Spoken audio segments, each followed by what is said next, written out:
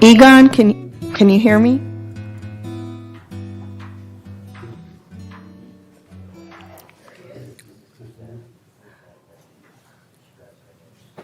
Unmute.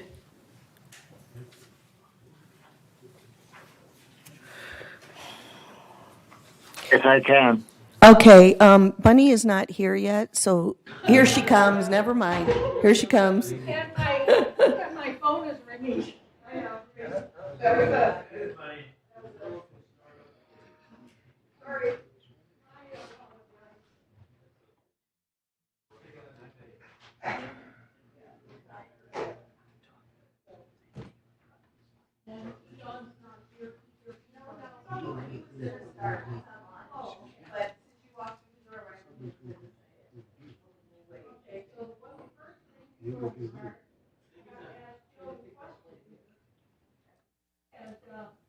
I have to ask Joan a question here because on the agenda it shows several resolutions to be approved in one vote. And my understanding. I agree. Bunny, I think we should wait till you do the agenda. I'm going to move them to. There's 3 of them that I would like to move. Okay, so I can't quite hear you because you're on the screen there. So what you're saying is that we should basically move all those under the consent calendar that have a resolution, move them to new business. Is that correct? The unfinished business. Unfinished. Okay. All right. So let me, I really apologize. That's not my fault. All right, Bunny. Okay. All right. Everybody turn their phones off. All right. So, Take your time. whose phone is that? Take your time. Huh? Take your time and get it. We're okay. Everybody's okay. Good. We'll wait. Get yourself situated. We're not going anywhere. Be calm. That's right. Okay. All right. Take a deep breath. So much to talk about. All I'm doing is turning on my hearing aid here. It's only 4 minutes. Okay. Here we go. Thank you. So, welcome everybody, and thank you for being here. So the regular meeting of the Board of Directors of the Golden Rain Foundation of Laguna Woods, a California nonprofit mutual benefit corporation, this Tuesday, April 5th, 2022, 9:30 Laguna Woods boardroom, calls this meeting to order. So Director Skillman, would you lead in the Pledge of Allegiance? It'd be my privilege. Will you all join me, please, in proudly saluting our flag? I pledge allegiance to the flag of the United States of America and to the republic for which it stands, one nation, under God, indivisible, with liberty and justice for all. Thank you. So the next order of business, we acknowledge the media. And the next item is the approval of the agenda. So we need to change the items under the consent calendar, B, C, D, E, and F, and put them under unfinished business.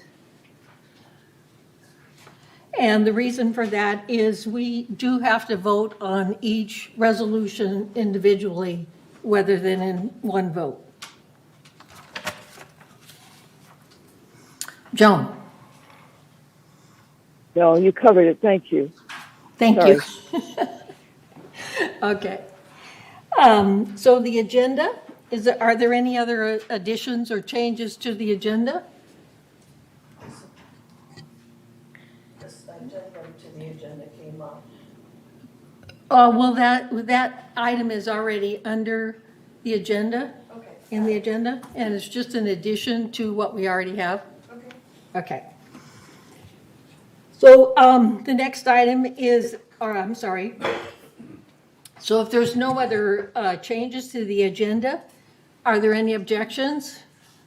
So if there's no objections, the agenda is approved corrected. Thank you. So the next item is the approval of the minutes for February 17, 2022, GRF Board Agenda Prep Meeting. Are there any changes, deletions, or corrections? Sorry. Point of order, Madam Chair. Yes? Just need to acknowledge the media and establish a quorum. Did you hear me? We have a quorum. Establish- Thank you, Joan, and I did not acknowledge the media. Sorry. Okay, thank you. Thank you. Okay. So the next item would be approval of the minutes for February 17th, 2022, GRF Board Agenda Prep Meeting. Are there any changes or deletions? Are there any objections? So if there are no objections, the minutes are approved. So the next item would be the approval of the minutes for March 1, 2022 GRF Board Regular Open Meeting.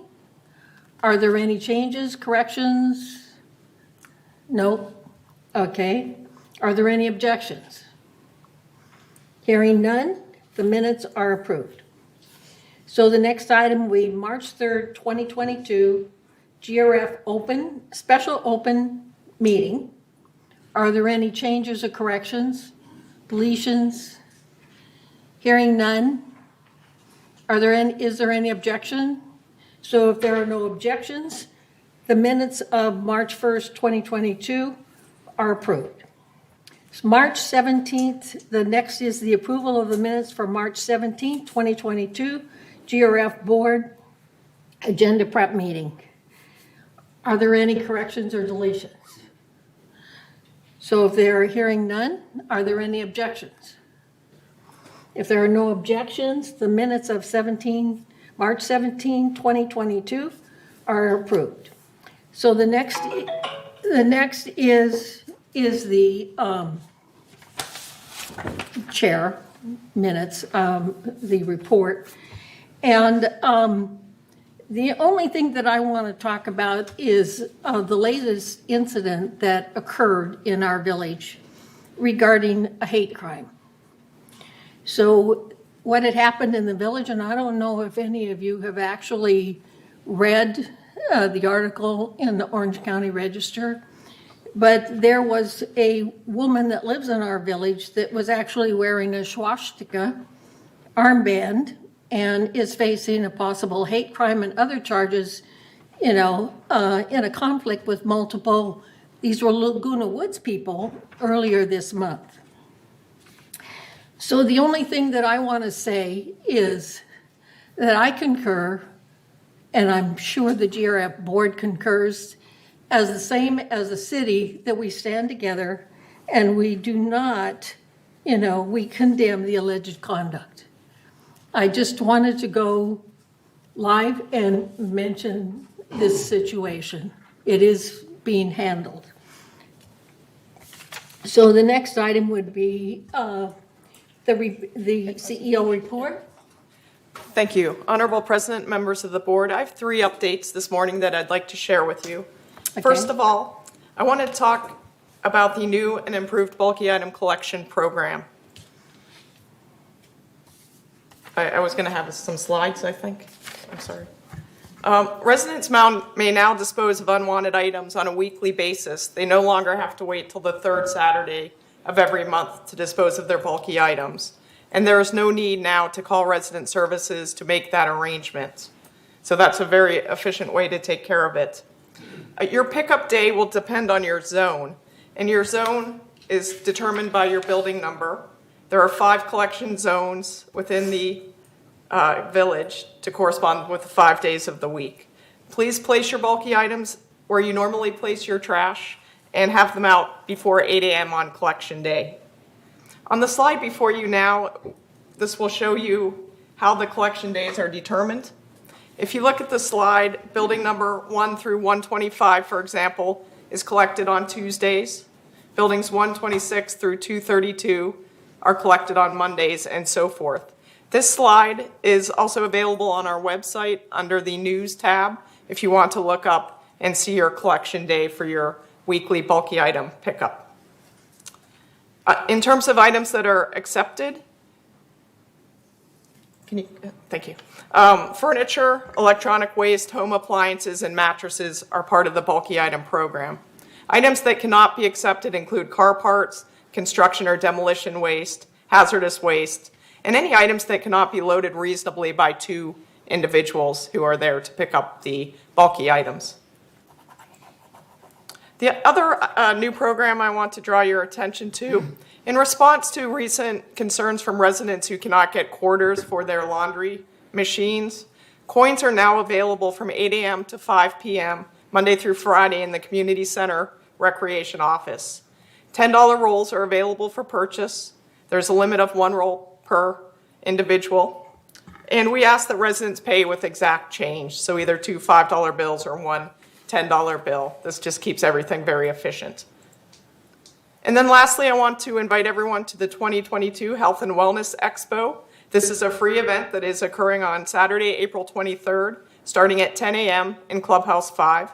It features sponsor host booths, lectures, and much more.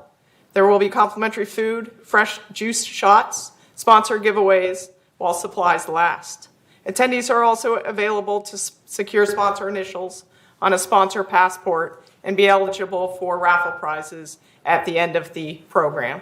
So that is my update this morning, and I thank you for your time. Thank you. Yes. So I don't know if it's a question more than a comment. So now with this bulky item weekly, that should hopefully eliminate that when people put their junk by the trash cans and it sits there. That is the intent. It's not only more convenient that you can do it on a weekly basis and you no longer have to call for a pickup. So the intent was to, yes, improve the aesthetics of the community. Great, because, yeah, that has been a problem. So that's great news. Thank you. So my question, Siobhan, I remember years back, we used to have a truck from VMS that went around to all the trash bins and picked up. Do we still have that? We're trying to get out of that business. We do make pickups when we need to, but again, we're hoping with the more frequent pickups that can be reduced or even eliminated, but it's too soon to tell. Okay, thank you. Excuse me. May I ask a question, Madam President? Yes. I'm back here. I'm all the way down. On the curbside, both people can put it at the curbside and by the trash can or not? We're asking that it be placed where you normally put your trash containers, so that varies depending on your building type. Okay.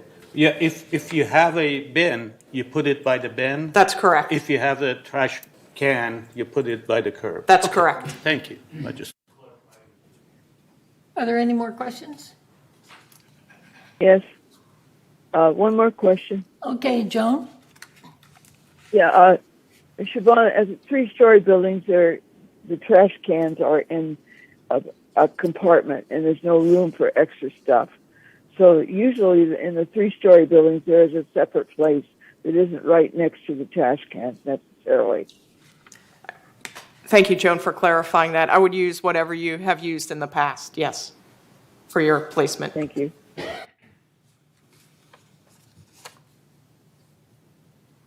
So the next item is open forum, 3 minutes per speaker. So at this time, the members may only address the board of directors regarding items that are not on the agenda and within the jurisdiction of this board of directors. The board reserves the right to limit the amount of time allotted to the open forum to 30 minutes. A member may speak only once during the forum. Speakers may not give their time to other people. No audio or video recording by attendees, and no rude or threatening comments. So do we have any speakers? Yes, we have Chris Collins, Manor 3306Q. Thank you.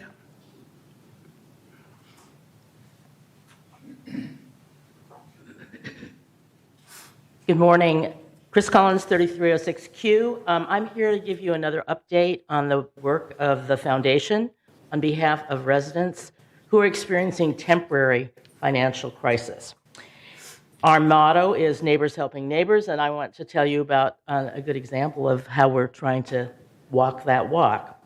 So this is about a new fall prevention workshop that's being offered, as well as there's a lecture series called Optimum Aging Series. So are you less steady on your feet? Are you unable to walk as far as you used to? Are you fearful of falling? You're not alone. The pandemic has made some older adults less active, and with that, lessened activity comes physical deconditioning. But the loss of physical conditioning is reversible.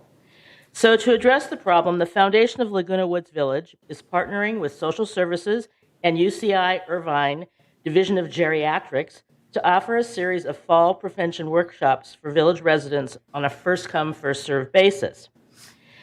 Also, there will be a series of 5 workshops called Optimal Aging, and these are going to be offered the third Wednesday of every month, beginning on April 20th from 2 to 3:30 p.m. at Clubhouse 2. The workshop will cover such topics as home and community safety, medication, falls, bone health, osteoporosis, and life changes to prevent falls. The sessions are free and will be conducted by the UCI staff. In addition, to help residents maximize the health, the UCI and social services will also be offering the Optimal Aging series of talks on the first Wednesday of the next 6 months to be provided by UCI staff and faculty. First talk is actually this week, April 6th at 2 to 3:30 in Clubhouse 2, and it focuses on mobility and stability. It's called Keeping Your Feet on the Ground. The initiative, these initiatives are part of the Foundation's effort to help the entire community as it celebrates its 25th anniversary. It's the Foundation's way to say thank you. The Foundation could not have reached these milestones without the support of the entire village community. We also welcome your input. If you have additional suggestions on how to build on these efforts, please contact the Foundation at 949-268-2246 or the Foundation at comline.com. And for more information about how the Foundation achieves its mottos, which is Neighbors Helping Neighbors, please go to our website at the Foundation of Laguna Woods Village.org. Thank you.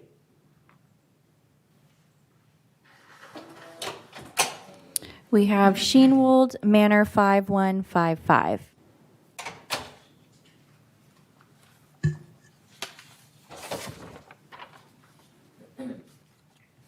Good morning. Thank you for the opportunity to speak this morning. I am speaking on an agenda item. I hope it's permitted at this time. You should speak when the agenda item comes up. Okay, so I'll come back. How's that?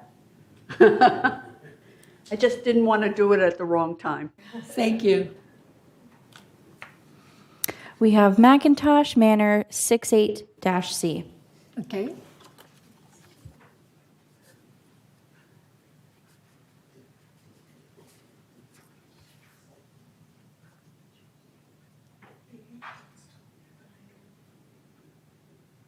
We need to Good start morning. the clock. Okay, thank you. All right, go ahead, Maxine.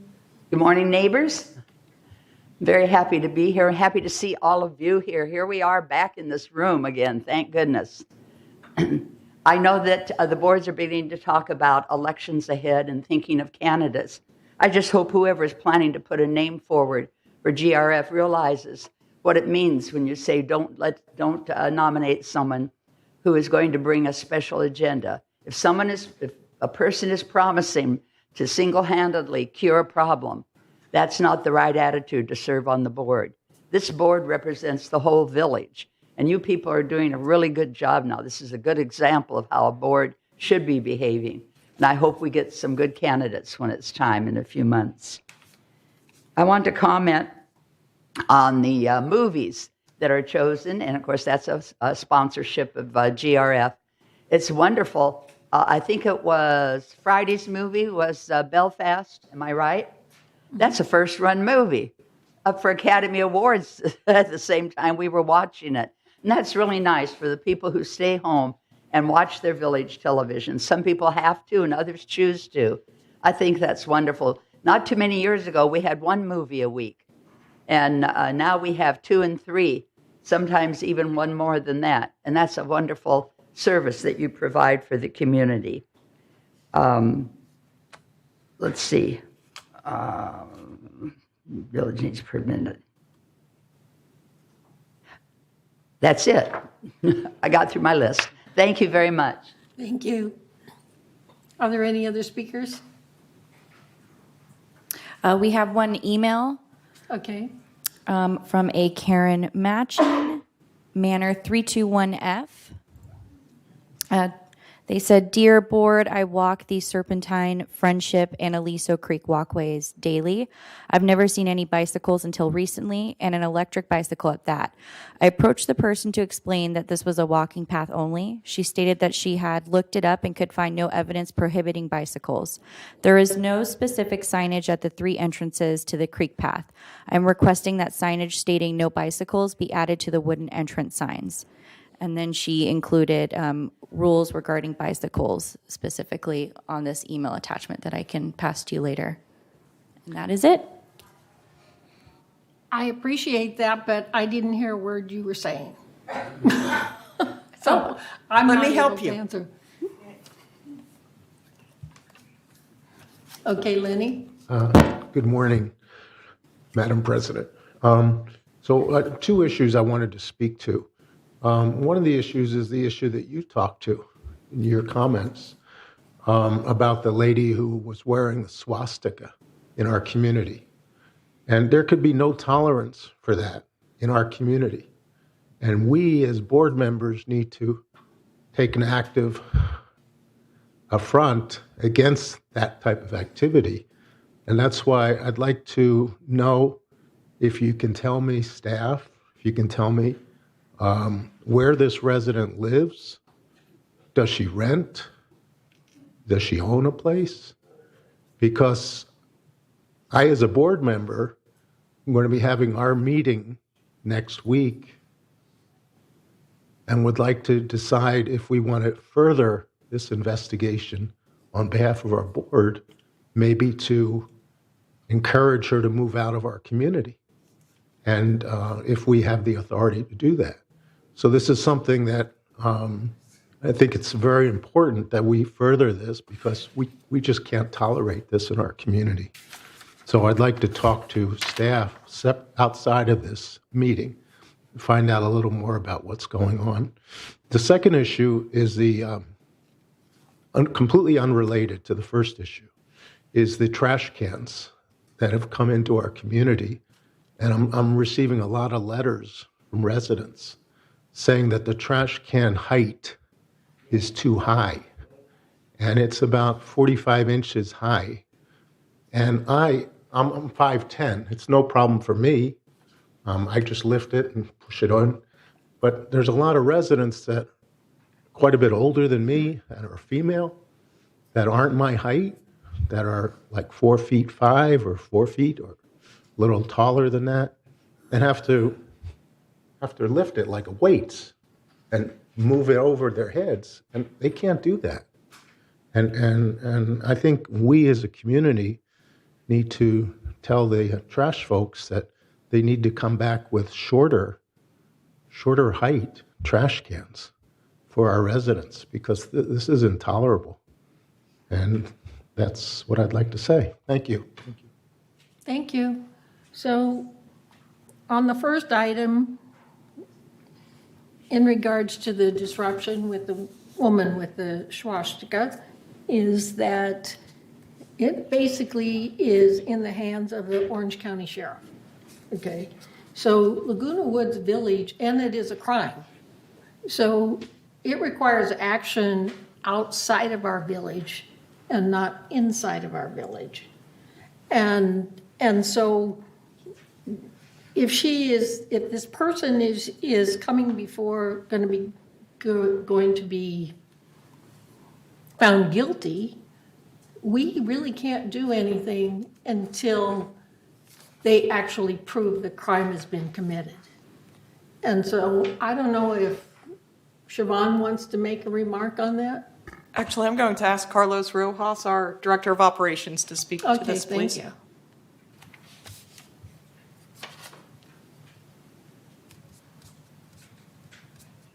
President Carpenter, Board, good morning.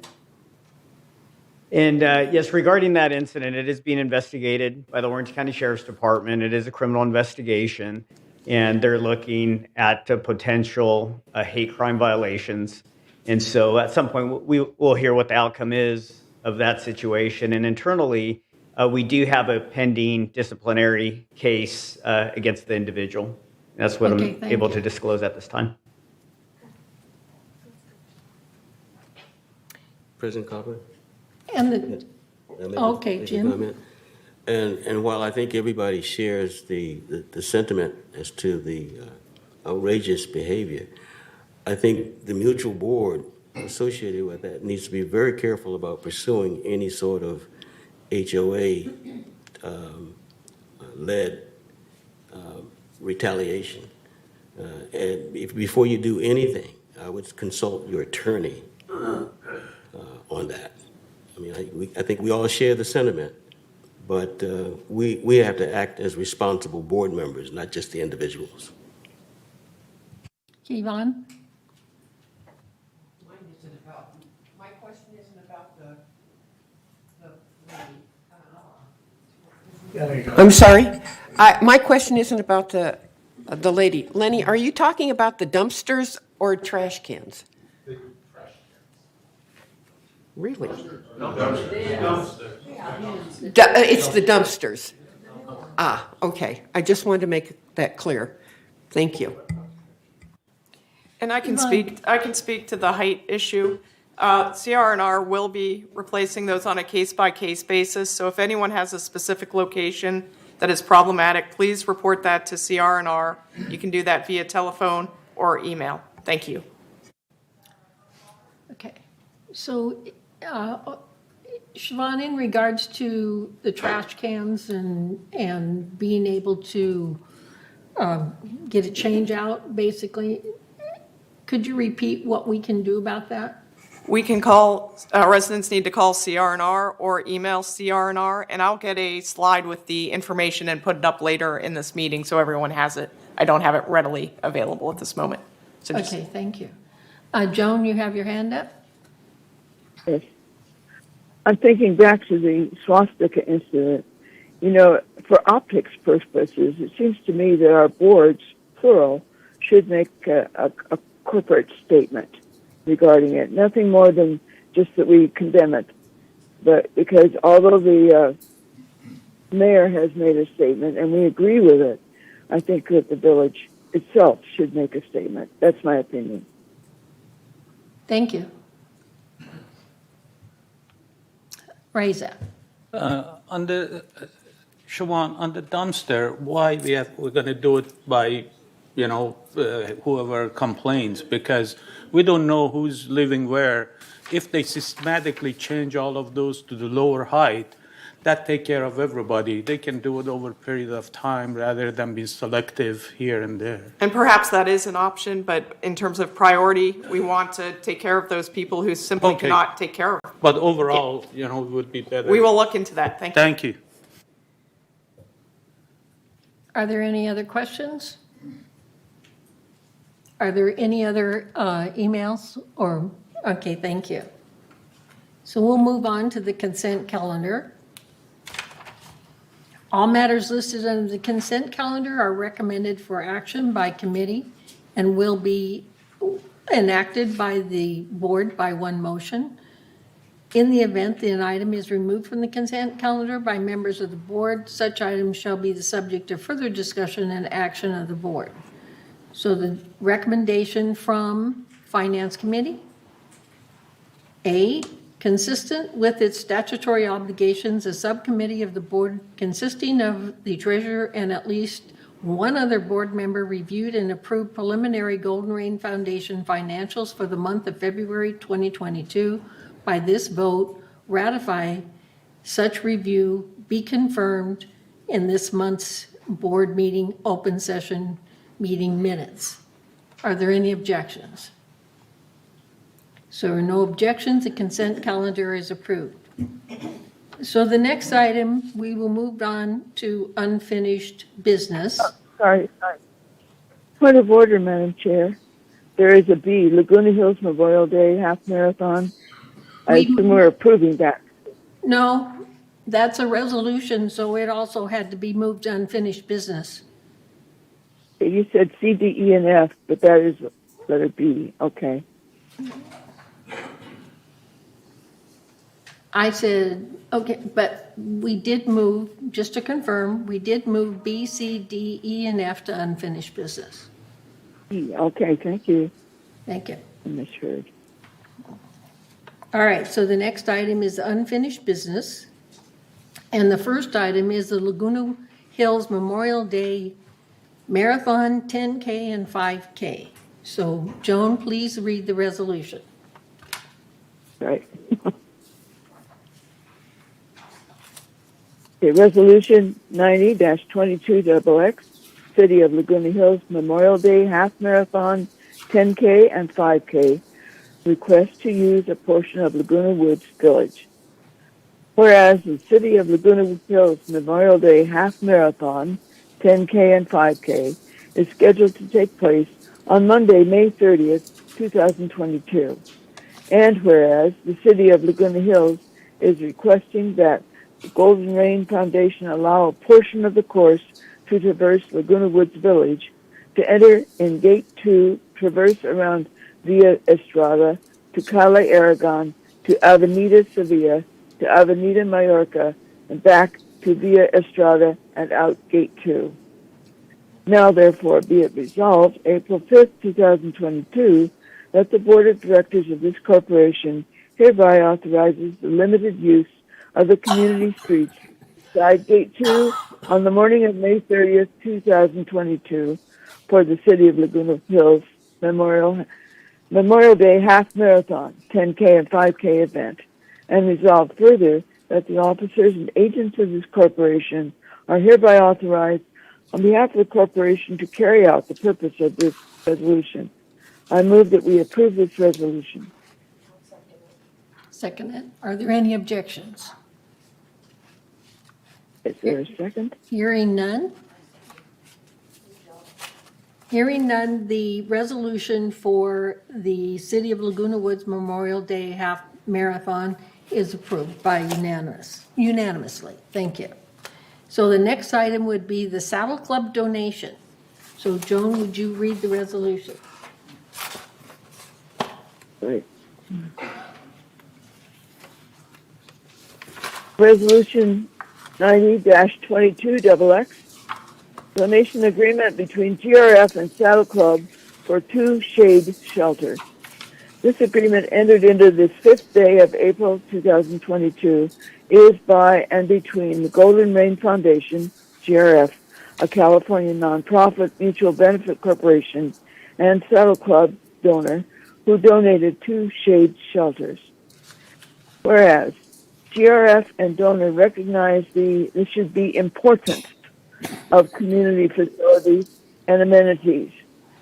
And whereas GRF and donor acknowledge the benefit of donations when they have a purpose consistent with GRF goals and are in the best interest of Laguna Woods Village.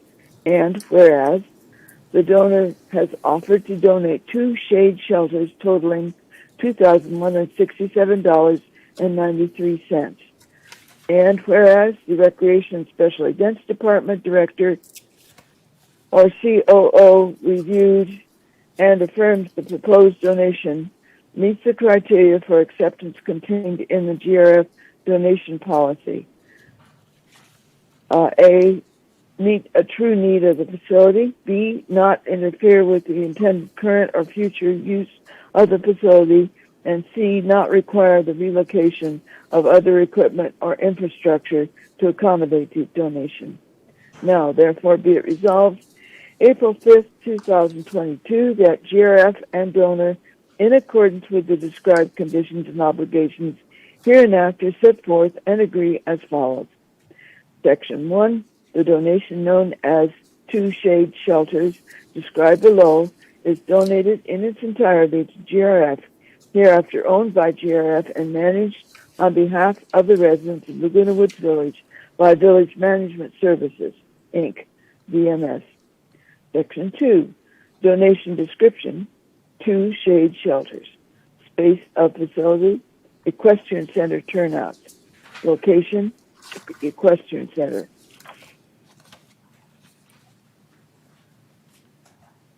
Section 3, amount of donation. Item cost, $2,167.93. Installation cost, 0. Maintenance cost, 0. Total estimated donation, $2,167.93. Section 4, GRF reserves the right to move or remove and or retire the donation following cessation of the 5-year period. The term shall commence upon the date entered into and indicated above. Section 5, GRF will not replace the donation or community space improvement if it is stolen, vandalized, worn out, irreparably damaged, destroyed, or expires. Section 6, installation and maintenance. GRF shall be responsible for installation and maintenance of the item, including any reasonable repairs. Section 7, term. The term of this agreement is a minimum of 5 years or beyond, if applicable. Resolved further that the officers and agents of this corporation are hereby authorized to carry out this resolution as written. I move we accept this resolution. Do we have a second? Thank You you. need a second. We have a second. It was Yvonne or Debbie. Take your choice. Thank you. Okay. Are there any objections? So if there are no objections, the Saddle Club donation, the Equestrian Center shade structure, is approved by unanimously. Thank you. All right, so the next item is the old Prose donation for the Equestrian Center. Joan, please read the resolution. You have a lot to read today. Yeah. Resolution 90-22-XX, donation agreement between GRF and Old Prose. This agreement, entered into this 5th day of April 2022, is by and between the Golden Rain Foundation, GRF, a California nonprofit mutual benefit corporation, and Old Prose as donor for $1,000. Whereas GRF and donor recognize the importance, please change that word, of community facilities and amenities, and whereas GRF and donor acknowledge the benefit of donations when they have a purpose consistent with GRF goals and are in the best interest of Laguna Woods Village, and whereas the donor has offered to donate $1,000 for purchase of equipment and or tools such as rakes, shovels, and trash cans, and whereas the Recreation and Special Events Department Director, this will be modified, never mind. I'll read it as is, but it's going to be changed later. Whereas the Recreation and Special Events Department, or COO, reviewed and affirms the proposed donation meets the criteria for acceptance contained in the GRF donation policy.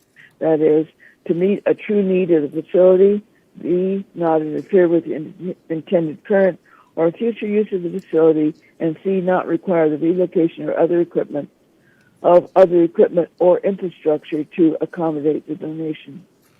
Now, therefore, be it resolved April 5th, 2022, that GRF and donor, in accordance with the described conditions and obligations, hereinafter set forth and agree as follows.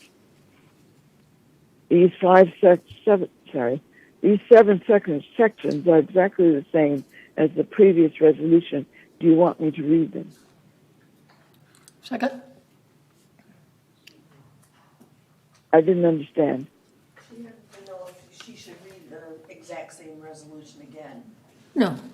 All right, thank you. Okay, section 1, the donation known as $1,000 described above is donated in its entirety to GRF, hereafter owned by GRF and managed on behalf of the residents of Laguna Woods Village by Village Management Services, Inc., VMS. Section 2, donation description, $1,000, location, Equestrian Center. Section 3, amount of donation, item cost, $1,000. Installation cost, 0. Maintenance cost, 0. Total estimated donation, $1,000. Section 4, GRF reserves the right to move or remove and or retire the donation following cessation of the 5-year period. The term shall commence upon the date entered into and indicated above.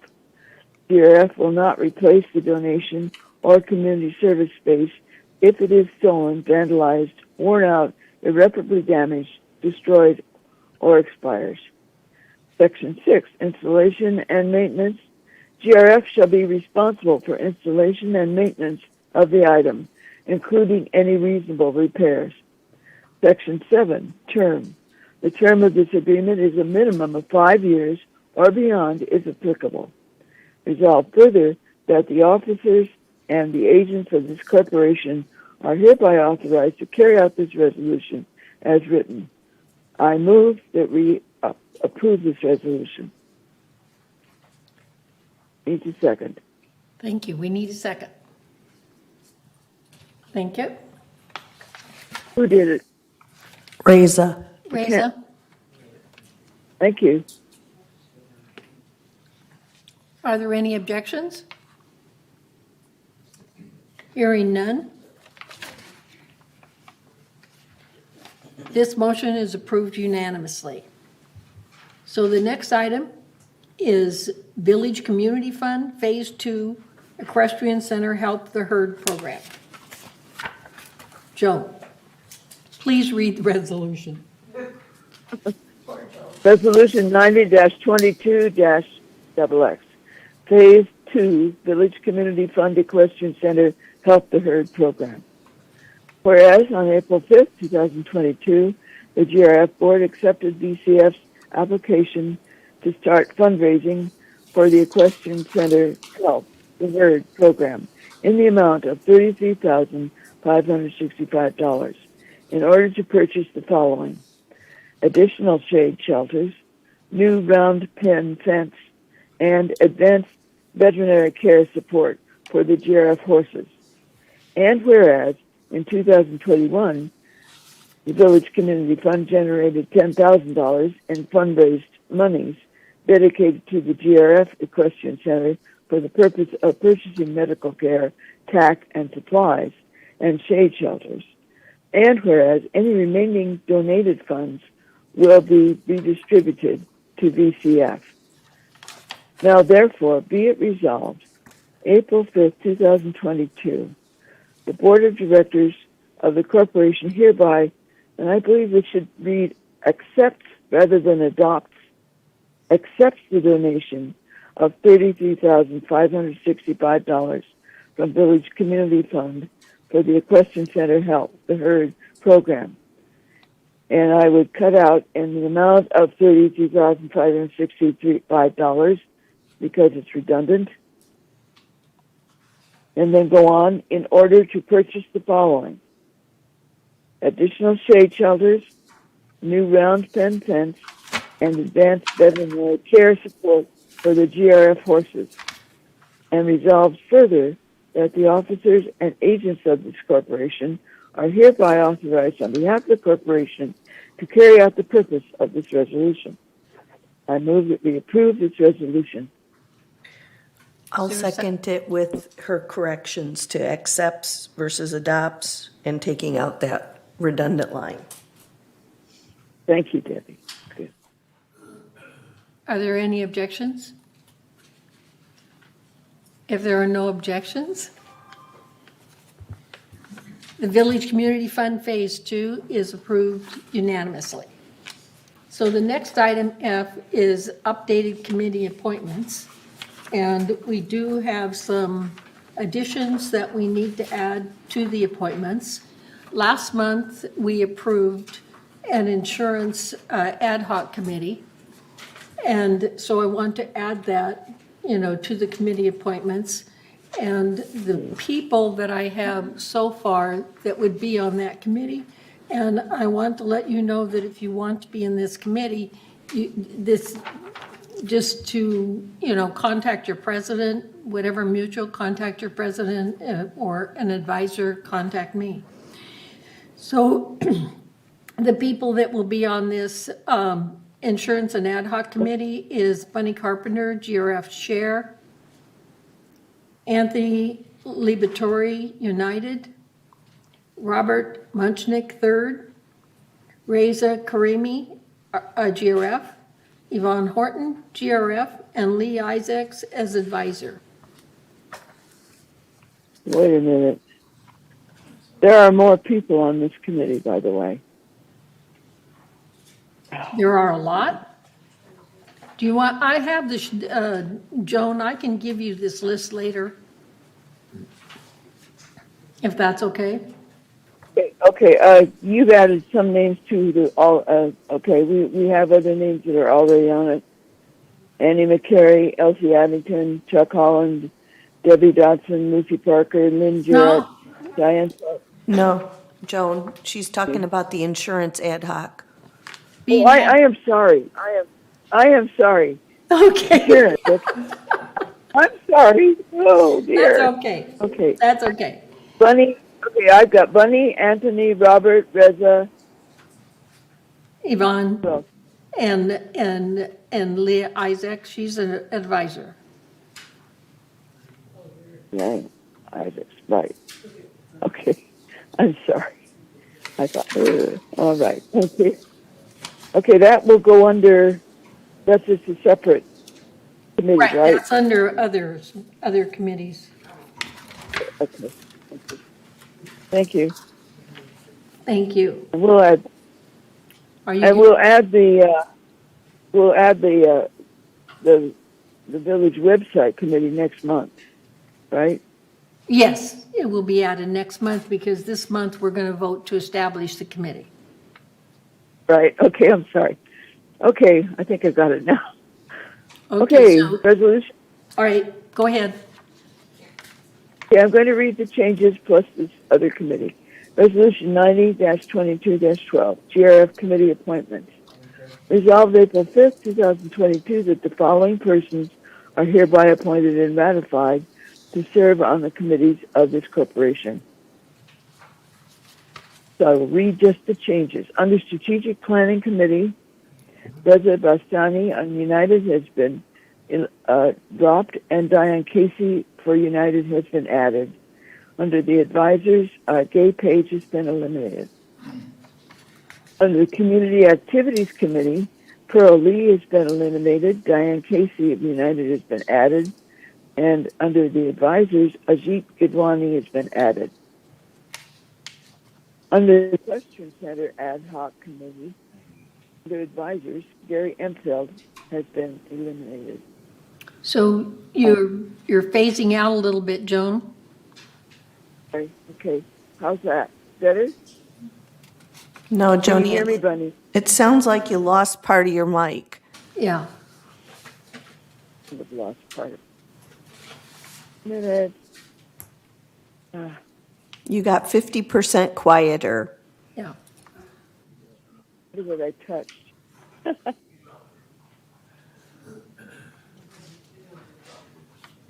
Try unplugging and plugging your mic back in.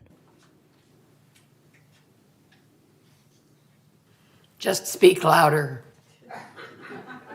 How is this? Can you hear me? No, I don't think your mic is working. I think it's just the computer mic that we're hearing you on. Can you hear me on the, You just yell loud. If you like, this is Corporate Secretary. I can go ahead and continue reading. yes, let's read just the changes. Thank you. I believe we were on Community Activities Committee. Pearl Lee from United is removed. Dan Casey from United is added.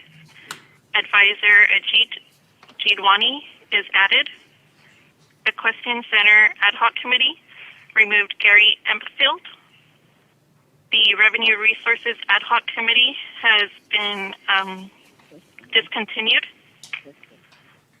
The Finance Committee, Dan Casey is the alternate.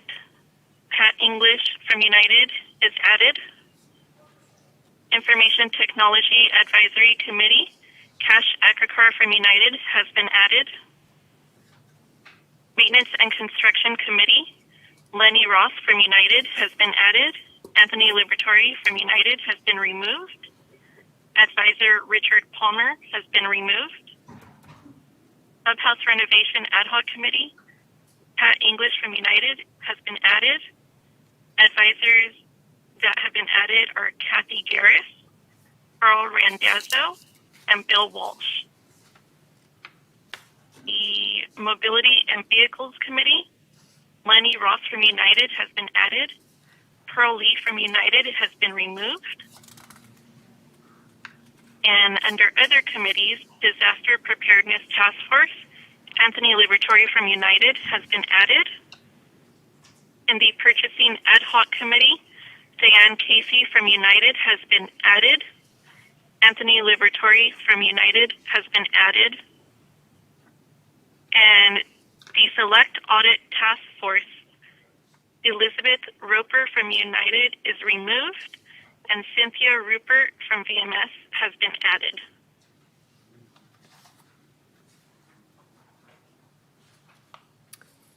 So continue to read resolve further. Oh, yes, sorry about that. Resolve further that Resolution 902202, adopted March 1st, 2022, is hereby superseded and canceled. And resolve further that the officers and agents of this corporation are hereby authorized on behalf of the corporation to carry out this resolution. Okay, Joan? Can you hear me now? Yes, a little better. Can you hear me? Okay. The Revenue Resources Ad Hoc Committee was eliminated, the entire committee. And at the end, we added the other, under other, did you read the new Insurance Committee? Yes. Bunny Carpenter, Anthony Liberatore, Robert Munchnick, Reza Karanini, Avon, and Lei Lang. Did we get that? No, I did not add that. So for the Insurance Ad Hoc Committee that was approved is Bunny Carpenter, Chair from GRF, Anthony Liberatore from United, Robert Muchnick from Third, Reza Karini from GRF, Yvonne Horton from GRF, and Lee Isaacs, Advisor. Good. Okay. And then you read the last part. All right. Correct. Okay. I move that we accept this resolution. Do we have a Second. Yvonne seconded. Are there any objections? Sure, if no objections, the committee appointments are approved unanimously. So the next item is to entertain a motion to approve the formation of the website ad hoc committee. So Joan, you're on. Okay, we'll try again. All right, can you hear me? Yes, Okay. we can hear you now. All right. Resolution 90-22-XX, Website Ad Hoc Committee. Whereas the formation of a website ad hoc committee is being considered by the Board of Directors pursuant to Article 7, Section 7.1.2, and Section 7.5 of the bylaws of the corporation. Whereas the primary mission of the website ad hoc committee is to engage the expertise of Internet and technology experts among residents and staff to develop a scope of work and an RFP in an effort to select the most qualified vendor to execute an improved website for Laguna Woods Village. And whereas the duties and responsibilities of the website ad hoc committee are to, 1, define, analyze, and evaluate current website environment and architecture information and perform gap analysis to improve website accessibility and functionality, including but not limited to navigation and user experience. 2, make recommendations to deliver an improved website that meets the current and future needs of Laguna Woods Village residents and the community as a whole. 3, to review, evaluate, and select a website development vendor that can build and or improve the Laguna Woods Village website to meet the long-term needs of residents and the community as a whole. 4, to perform the duties imposed upon all advisory committees as established in the GRF bylaws.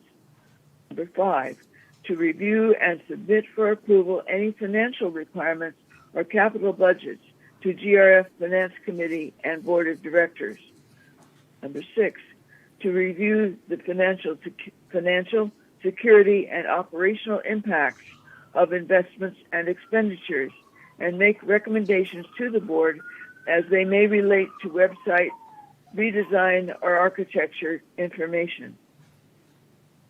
7, to receive regular reports from staff concerning the progress of the implementation, including initiatives, costs, and timelines of the project plan.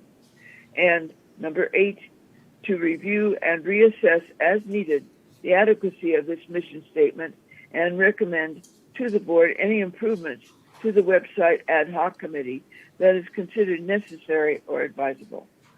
Now, therefore, be it resolved, April 5th, 2022, the Board of Directors of this corporation hereby adopts the mission statement, duties, and responsibilities of the website ad hoc committee.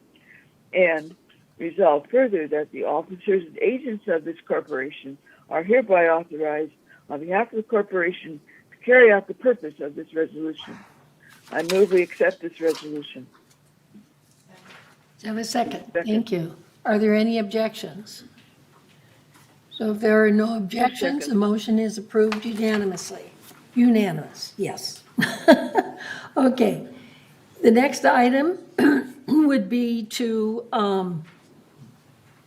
entertain a motion to approve the donation policy. And I don't know if any of you have read this, but I think the resolution will explain what changes that were made in the policy, which was required because of our current requirements for donations has changed. We have other sources for donations like sponsorship, VSF, personal donations, and so this policy is basically showing those other sources.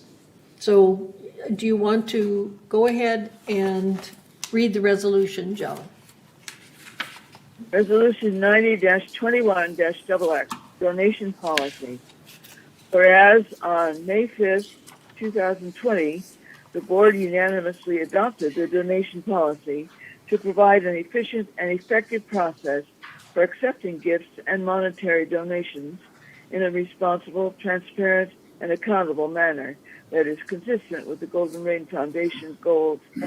And whereas the use of the policy over the past 2 years, the need for adjustments has become apparent, including such items as the following: inclusion of sponsorships, elimination of the $100,000 limit on cash donations. Could somebody mute that? Everybody else mute. It's too much noise. Thank you. Elimination of the $100,000 limit on cash donations. Waiver of the requirement for community space element or elements to be purchased by VMS on certain circumstances. Waiver of the requirement that maintenance costs be funded by the donor in certain instances. Application of surplus funds to related or ancillary operational and maintenance expenses. And replacement of Chief Operating Officer, COO, in the policy with Services Manager. And now, therefore, be it resolved, April 5th, 2022, that the Board of Directors of this corporation hereby approves the amended donation policy as attached to the official minutes of this meeting, and resolves further that Resolution 09-2021, adopted May 5th of 2020, is hereby superseded in its entirety and canceled. And resolved further that the officers and agents of this corporation are hereby authorized on behalf of the corporation to carry out the purpose of this resolution. I move that we accept this resolution for discussion purposes only, with the final vote postponed for 28 days per Civil Code 4360. Just a second. Second? Are there any, yes? No, I'm seconding. It's seconded, yes. I didn't know whether any discussion, no questions from you? Debbie? No. Oh, okay, thank you. All right, are there any objections? So if there are no objections, the motion is approved unanimously. All right,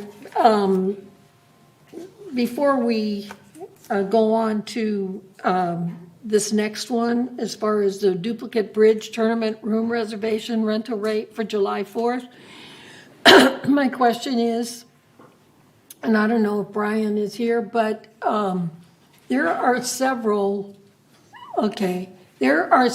activities that will happen on July 4th. And my concern is, have we reviewed the traffic and how we're going to park, and because there is also a huge July 4th event, by GRF, and then we have the bridge, and it's all in the same place. So Brian, would you speak to that? Sure. Thank you, Honorary President, and good morning, Board Directors.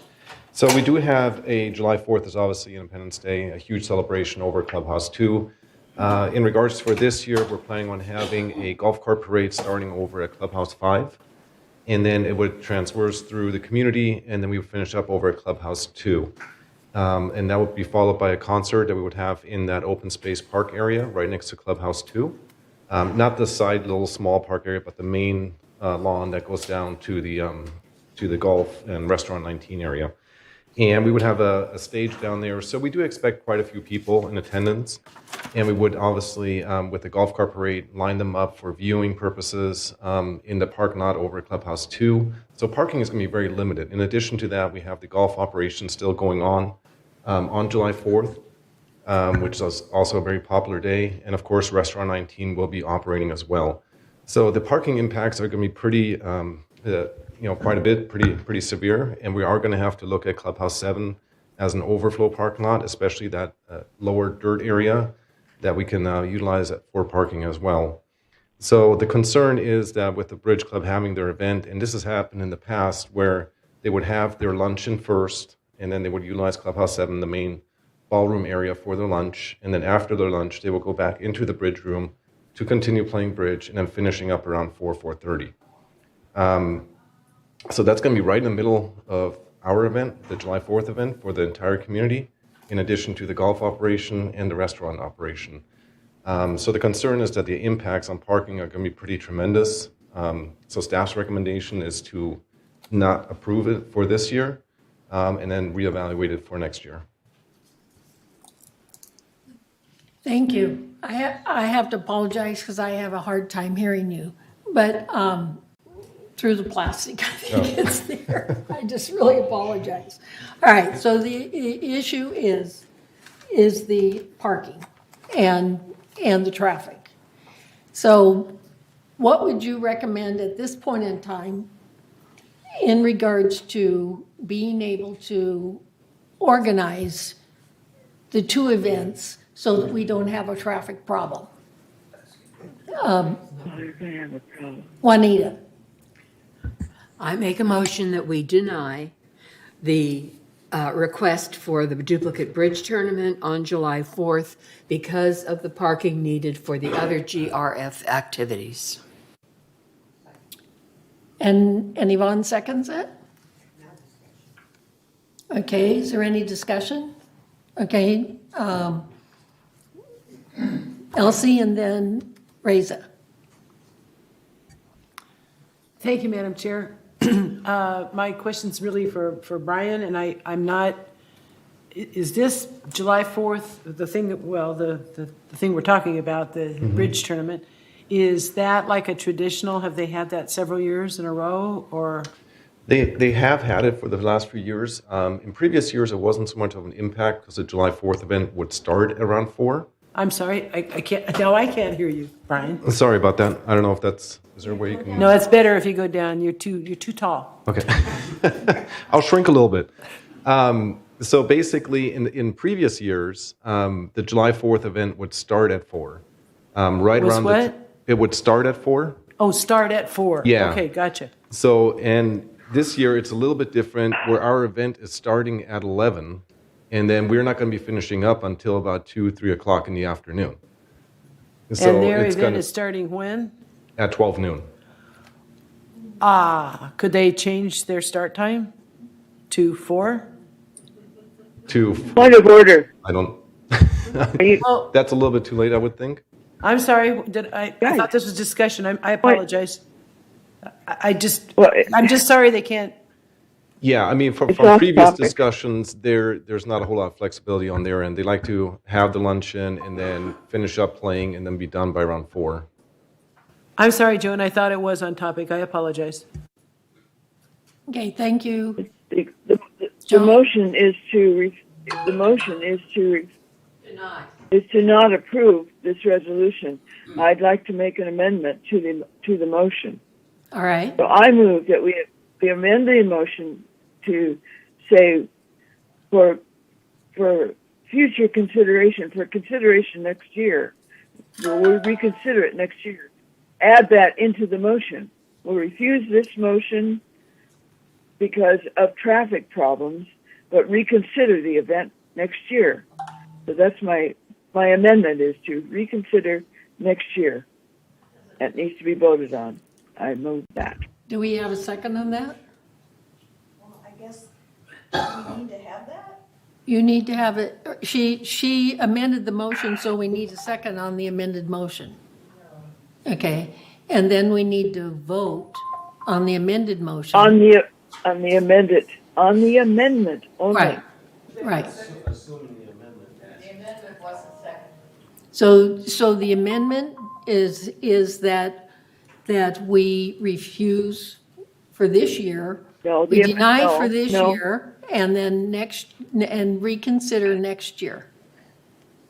The amendment is reconsider next year. Right, That is the amendment. right. I don't think there's a second on the amendment.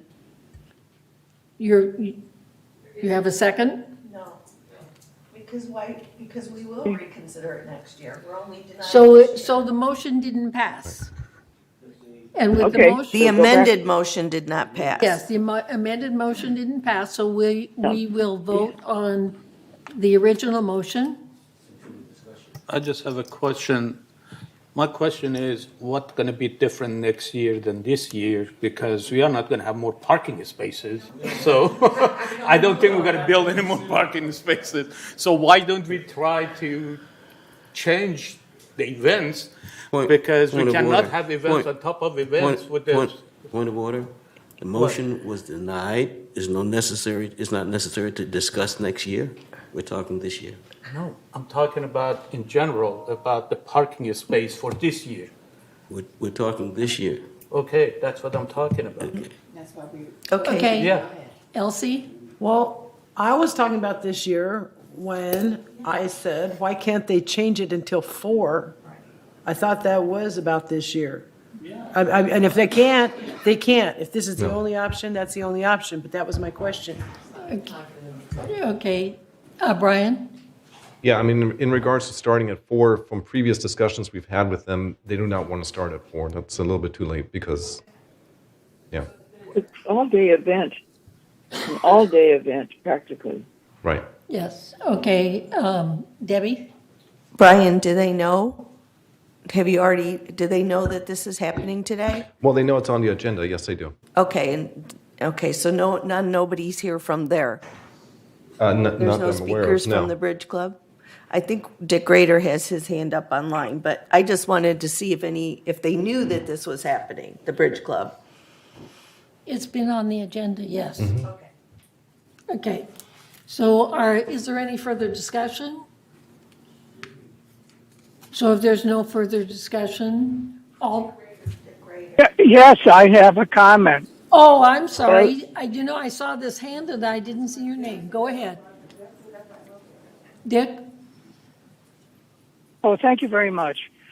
The parking issue, as I see it, is perennial at this particular event. When I mean event, July 4th. So even if you didn't have Clubhouse 7 being occupied by the Bridge Group, I think you have to consider an alternative solution that might satisfy everybody. Is it a possibility that you would run a bus, and the bus would go from, let's say, either the community center or some other area, which would allow additional parking, and encourage as many people as possible from both the 4th of July event sponsored by Recreation and the Bridge Club to utilize the bus? Would that not help us in any situation whereby even if we had just the July 4th event, I think you still have to run a bus? That's my thought and suggestion. Do you have any comment? Brian? I mean, we are going to have the shuttle services going back and forth between Clubhouse 7 and Clubhouse 2. In regards to the actual bus services, that's something I would, certainly coordinate with general services. And we have had that in the past where we had operational buses going from Clubhouse 1 over to Clubhouse 2. Okay. I'm just having a hard time. I think, I apologize. So would you repeat what he said to me? He said they could do a shuttle, they could look at doing shuttle from Clubhouse 1, and I would also suggest Clubhouse 3, because there's a huge amount of parking there. And that way we could facilitate, and Dick's point was that we should look at this as a holistic as well, because we have this problem a lot when there's conflicting events on holidays. Right. That's what they were said. So, yes, Siobhan? I do want to be clear, though, we need to look at this. We cannot commit to this morning. Right. Okay, so the motion right now that's on the floor is that we deny the bridge for the July 4th event at this point in time. So is there any further discussion?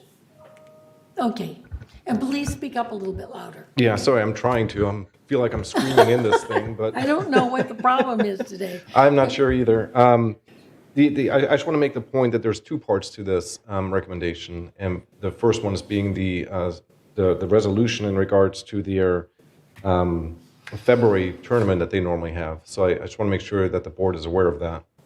That basically in the past, the Bridge Club would have to pay the exception rate for their February tournament because it was run by an outside organization. That is no longer the case. The Bridge Club is coordinating that tournament, and they're not relying on the outside organization to manage that for them. So the request is to go ahead and supersede the resolution 90-11-28, and that the Bridge Club would just continue to collect the regular guest rates, but not be applied to having to pay for the exception rate. There's two things in one here. I didn't hear what you said, Yvonne. There's two things in one motion, so we only have a motion to deny July 4th. Okay, and that's what, Madam Chair. Joan has something to say, Bunny. Madam Chair, yes? I call for a division of the motion. There are two motions in one, and we've already had a parking problem with the July 4th event, and they want to change fees on the February event. I think this motion needs to be divided. Yes, you're right. So the first item that we're voting on is to deny July 4th, their event on July 4th. So we had discussion on that, And so all those who agree that we want to deny, I'm sorry. I am off today because of my hearing. I'm sorry. All right. So yes? Okay, thank you. Okay, thank you. Okay. Madam Chair? So all those approve the motion? Have we closed? Yes. Have we closed the discussion? Yes, we did disclose it. I Do you have a further? I just want to bring up, what I thought I heard was Siobhan saying that they were looking into how they could accommodate both. I said we could look into it, but we cannot make a commitment this morning. Okay, yeah, exactly. And so I think to vote on that without looking into it further would be premature. To deny would be Well, we premature. can postpone it till next month, till we have further information. That puts it close. That puts it 2 months away. No, that would be May. That's what it's just a thought. Okay, so what we need to do is vote on the motion, and the motion is to deny July 4th. So that we need to either approve or deny. So all those approve. All those I can't. that want, and all those no's for July 4th. I abstain. Approve the motion. I abstain. The motion is to deny. Right. So, yes. So all those who say yes on denying, so we only have one, and those no's, they want to raise your hand? Okay, so the motion did not pass. Can I make a motion that we have Siobhan and staff look at the options and bring it to us in May?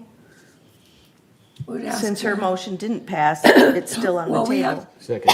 Excuse me. There's two things, guys. We don't need a motion for that. Mr. Rick.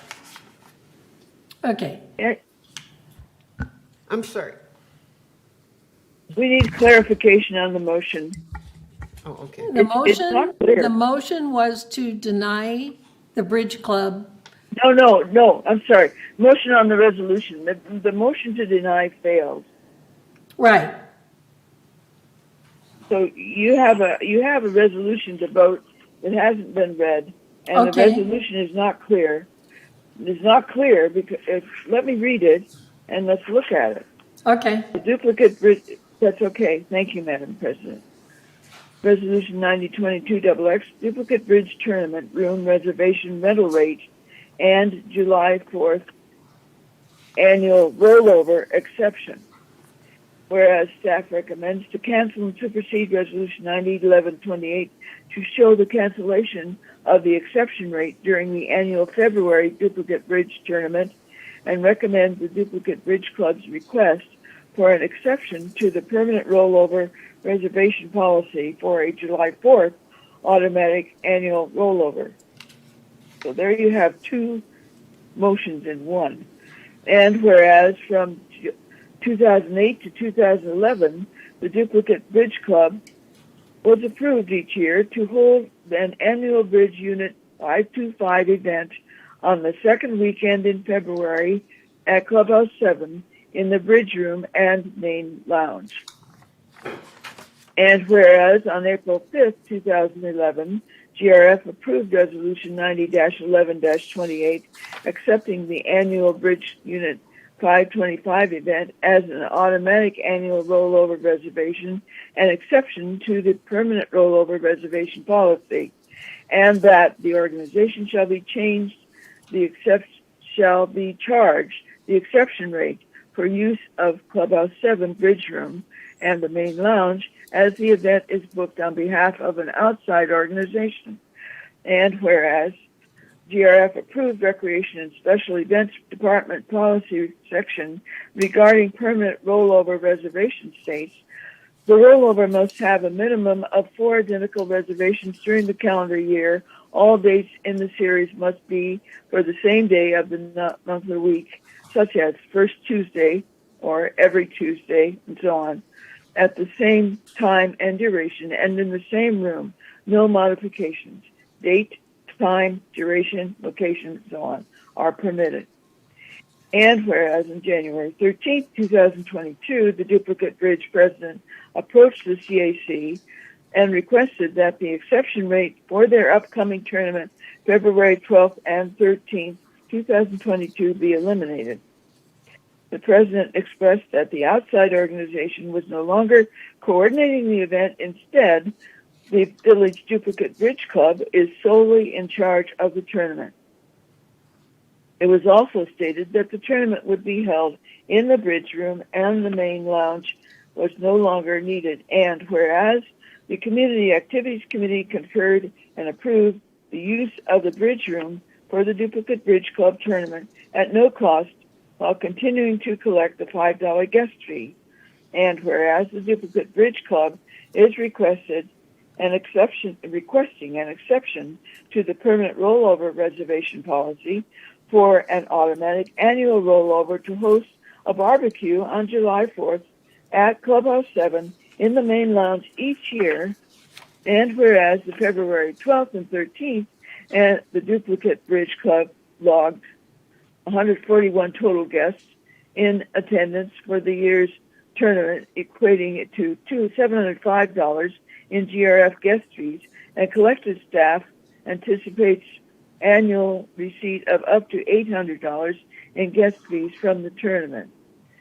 Now, therefore, be it resolved, April 5th, 2022, the Board of Directors of the Corporation hereby accepts to cancel and supersede Resolution 90-11-28 to show the cancellation of the exception rate during the annual February Duplicate Bridge Tournament and recommend the Duplicate Bridge Club's request for an exception to the permanent rollover reservation policy for a July 4th automatic annual rollover, and resolve further that the officers and agents of this corporation are hereby authorized on behalf of the corporation to carry out the purpose of this resolution. I move we accept this resolution for discussion purposes only at this point and postpone the final vote for 28 days for CC 4360. Madam Chair. Yes. Is there a second first or not? Yes, there's a second. Yvonne. Okay, Juanita. Why are we talking about the February 12th and 13th Bridge Club? This is April. Why are we doing things in the past? This should only be for the 4th of July issue.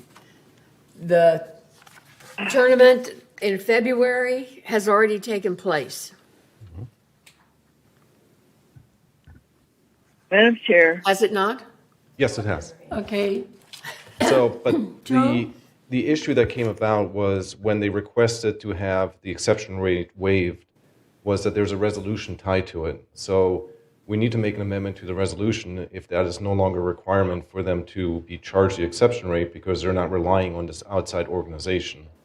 So that's why it's brought up to the GRF board at this time.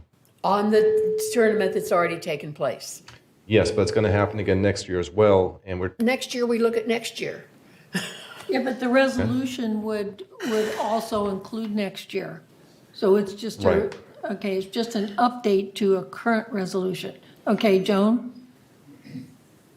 We have two motions, or not, we have one motion to cover two problems. And I would suggest, you're going to hate me for this, that it go back to committee.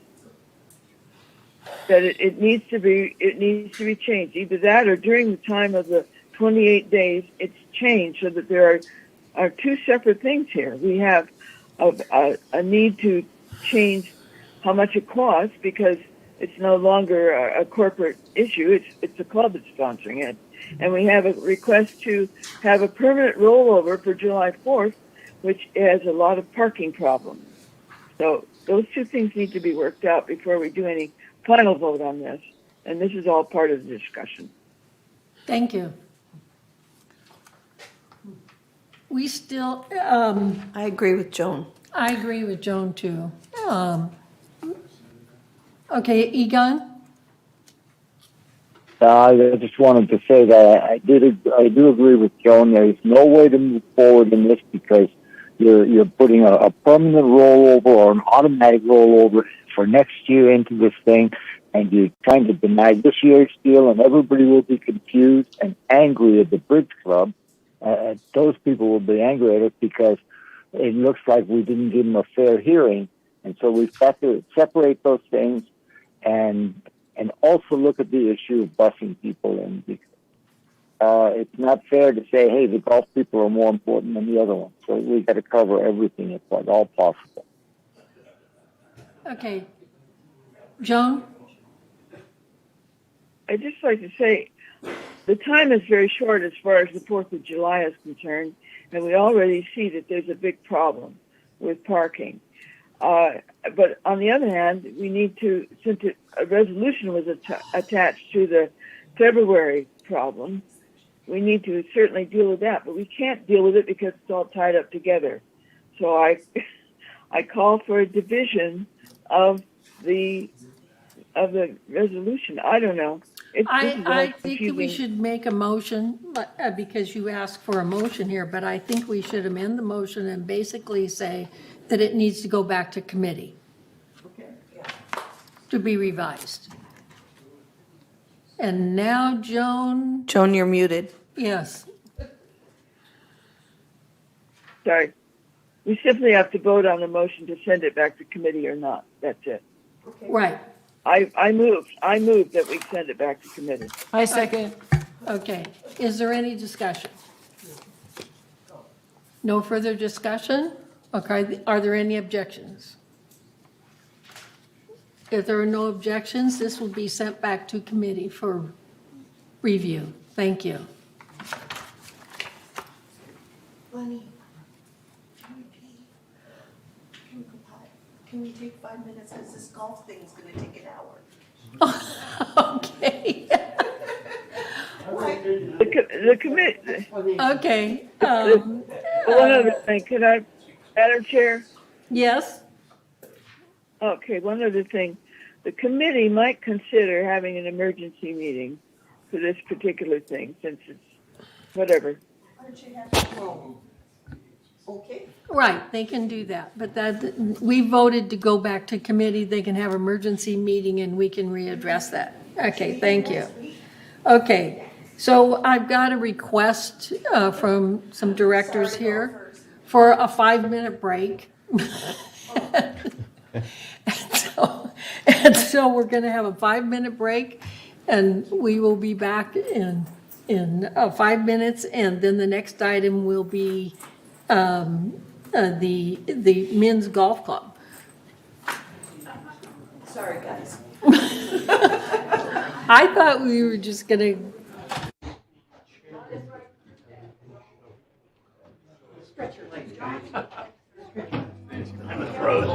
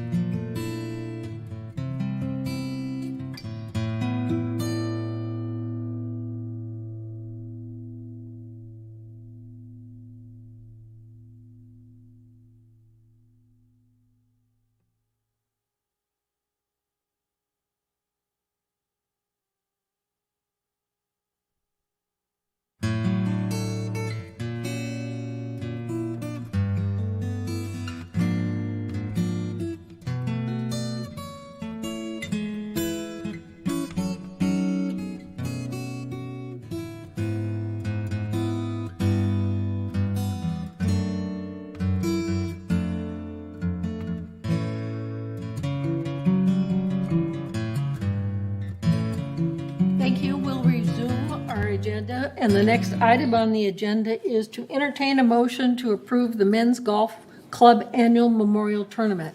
Joan, will you read the resolution, please? Right. Resolution 90-22-XX, Men's Golf Club Annual Memorial Tournament. Whereas staff recommends to grant the men's club use of the 27-hole golf course for the annual Memorial Golf Tournament on May 21st with the stipulation of paying regular resident and guest greens fees, Clubhouse 2 room rental rates, and bar service rates. And whereas the men's 18-hole golf club hosts the annual Laguna Woods Village Memorial Golf Tournament in May on the 27-hole golf course, all proceeds are donated to the Laguna Woods Village Foundation to assist residents in financial need. And whereas past requests were made annually to the GRF board to allow free use of the golf course in an effort to increase the donation amount for the foundation.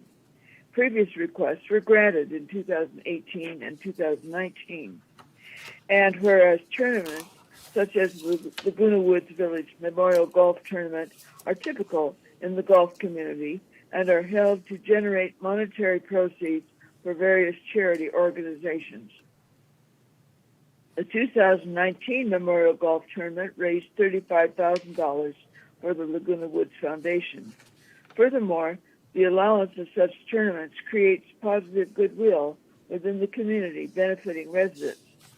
And whereas on March 10, 2022, the Community Activities Committee approved exclusive use of the golf course on May 21st for the Men's Golf Club Annual Memorial Golf Tournament, with stipulation that all greens fees, Clubhouse 2 rental rates, and bar service fees are paid in full with no discount.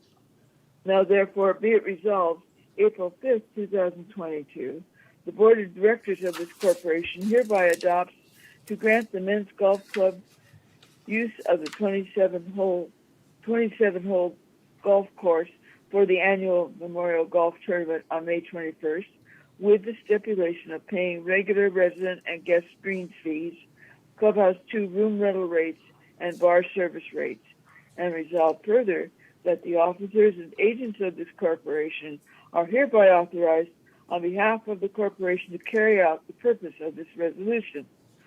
I move that we approve this resolution for discussion purposes and postpone it for the 28 days required by Civil Code 4360 for our final vote. Need a second. Do we have a second? Yvonne seconded. and discussion.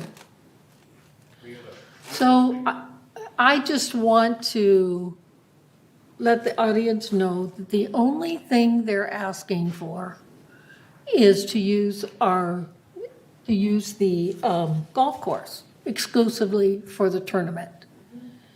And in the past, GRF had contributed quite a bit of money towards this tournament. And so this year, they've agreed to pay for all of the fees. And so again, they're only asking for exclusive use of the golf course for one day. So I just don't want it to get mixed up with all of the other issues there. And so then I will open it up for discussion. Okay. There is a speaker. Questions? It's Okay. Sheen Mold Manor 5155. Good morning again. Now I am addressing you on an agenda item. Thank you for the opportunity to speak with you this morning.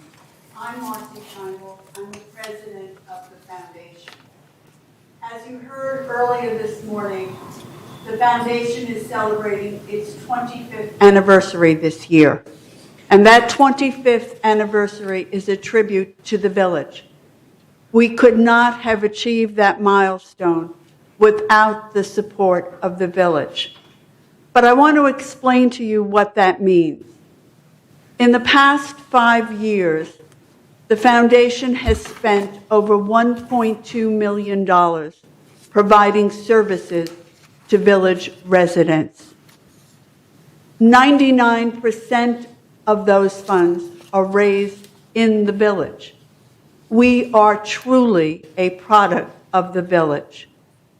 Over 95% of the money we raise goes to direct services.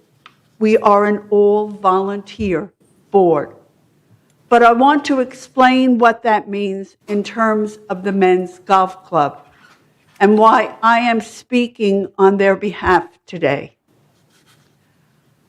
The Men's Golf Club funds that they raise for us through their Memorial Golf outing gives us the flexibility to provide additional services. Their money last year and the year before was used to fund Meals on Wheels. We, the foundation, are the primary funder of Meals on Wheels in the village. Last year, we funded over 80,000 meals to village residents. Their funds also helped the foundation step up. And as you remember, during the vaccination effort, the foundation provided the lunch and snacks for all of the wonderful volunteers that came here to make sure that village residents had access to vaccinations. I say this because, as you heard earlier today when my fellow board member Christine spoke to you, our motto is neighbors helping neighbors. It isn't anything that I do or my board members do. It's what we as a village do. And the Men's Golf Club are one of our better neighbors. Thank you for the opportunity to speak this morning. Thank you, Marcy. We have some golfers here. All right, is there any other discussion? Any questions? Okay, so if there are no further discussions, we will have a vote. Is there anyone that opposes? So since there is no objections to the motion proves unanimously. So, and I want to thank this golf club, okay, for agreeing to pay for the fees this year.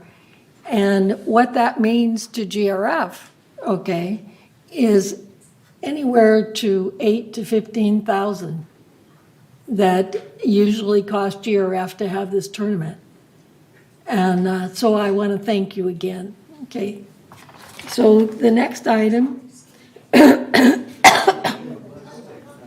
excuse me, to entertain a motion to approve the Cali, Sonora. Thank you. Yes. That was quick and painless. Let's let them get out first.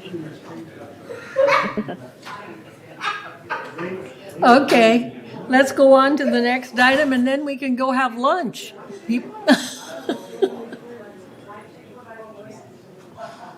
Okay, so the next item is to entertain a motion to approve Cali Sonora parking permit program.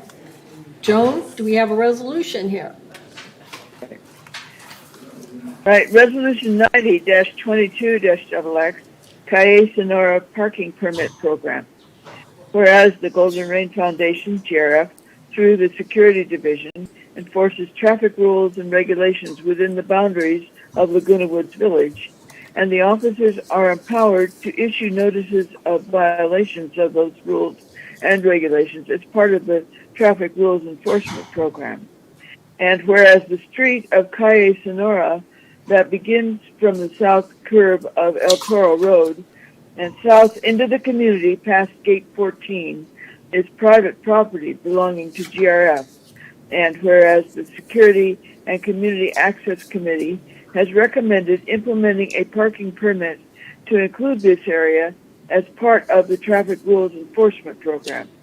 Now, therefore, be it resolved on April 5th, 2022, that the Board of Directors of this corporation hereby approves implementation of a parking permit program with an appropriation of $3,982 to be funded from the operating fund. And resolved further, the parking permit fee will be $97.50 annually, with an estimated $6,500 generated revenue annually from these fees. And resolve further that the officers and agents of this corporation are hereby authorized on behalf of this corporation to carry out the purpose of this resolution. I move we accept this resolution. Second? Is there any discussion? There's no, okay. Juanita? My question, and probably Carlos, you can answer this, is this going to require extra security details to maintain this, so that people do have the parking play there? And if so, how would that take away from the regular duties of security? No, it would not require any extra staff. It would just be part of the regular patrol of our traffic specialists and our security officers in the community. Right now, it's just an area that hasn't been programmed for any type of, or authorized for any type of parking. It'll just be in addition to what we already do. They already go by there every day, and they just don't have the ability to issue any notices of violation. Well, I would think, particularly in the beginning, while people get used to this, that it's going to take maybe a few extra patrols to see that they've got the parking permits on the cars. Thank you. Is there any further discussion? Are there any objections? So if there's no objections, the motion proves unanimously. Thank you. So we've already taken our 5-minute break. Let's go on to the committee reports. Director Hopkins, the report on the Finance Committee, and then would you just continue on to the Treasury Report? Okay. May I have the first chart, please?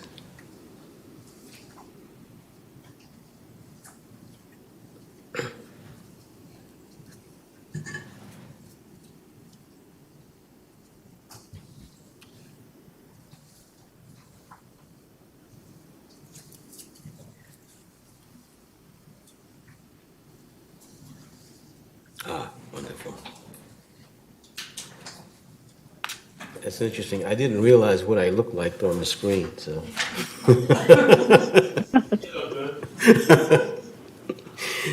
Well, thanks, Madam Chair. Let me begin with slide 1. And what you'll see there is through the reporting period of February 28th, 2022, the GRF had net revenue of $1.221 thousand. That's $1,221,000, with a total revenue of $7,590,000. Of course, total expense was $6,369,000. GRF was better than budget by $795,000, with total expenses coming in at $1,331,000 better than budget. The favorable results can be seen in expenses were partially offset by lower revenues of $536,000. Now, what you're seeing is the total GRF picture, which includes unrealized losses through the valuation loss of our long-term securities. Our long-term securities are there for between 5 and 10 years, and our cash profile means that we won't be touching these securities during that period. They will be allowed to mature to full maturity. So these types of fluctuations are a little bit scary, but they happen all the time. We are in a very volatile period of our economy right now, and I think those bonds may reflect that. Slide 2. We also keep a close eye on the operating portion of our financial results.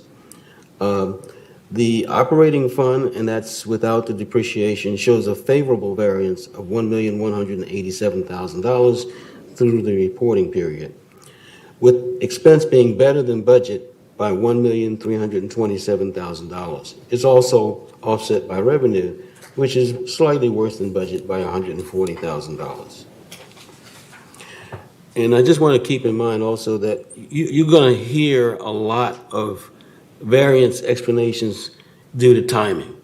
It's quite usual for in finance in the first 2 months that a lot of expenses have not been billed yet, and we would be delayed in getting some of the bills for work that's already been done. Usually that catches up by the end of the first quarter. So it's not unusual to have timing be the issue on many of these. Now the next chart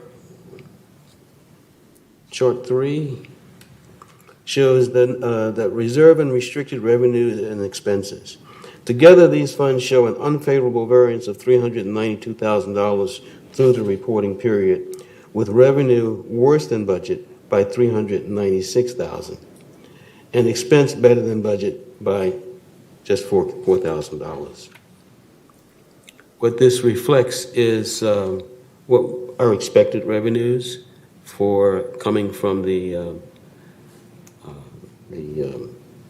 for the reserve fund portion of our HOA, as well as the trust facilities fee. Slide 4, please. Now, slide 4, this chart shows the most significant operating only variances by category, with the green bars representing the variances, favorable variances, and the orange bars representing the unfavorable variances. Our under employee compensation, that variance is due primarily to open positions, and those open positions are primarily in security and general services as well as information services. As we've been saying, recruitment is in process, but I think everybody has heard of the challenges in getting good qualified people during this time in our economy. Of course, recruitment is always in process, and the VMS Human Resources does a fantastic job in trying to keep up with all of the challenges. Our cable programming franchise fees show a favorable variance of $261,000, and that's again due to timing of the invoices that have not been received. Outside services of $199,000 are due to unutilized janitorial services, and again, that's due to some of the closures and the unusual hours that we've been having with our clubhouses. Materials and supplies are $176,000 favorable. And again, that's due to timing. Some of the expenses have not yet been billed to us. The unfavorable variance is in broadband revenue services, and that's $139,000. And that's due to less ad insertion as a result of ongoing COVID-19 pandemic, causing advertisers to actually spend less. This variance is further lowered by high-speed internet revenue being less than budgeted due to an anticipated contract renegotiation. That contract renegotiation was expected to be completed by now, and it hasn't been, so it's an ongoing discussion. Slide 5, please.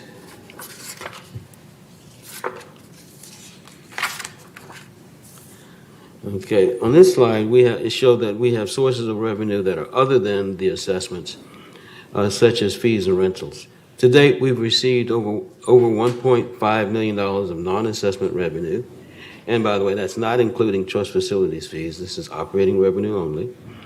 And by category, we can see that the largest revenue is broadband, and followed by golf revenue, and other revenue follows closely behind, or pretty far behind, actually.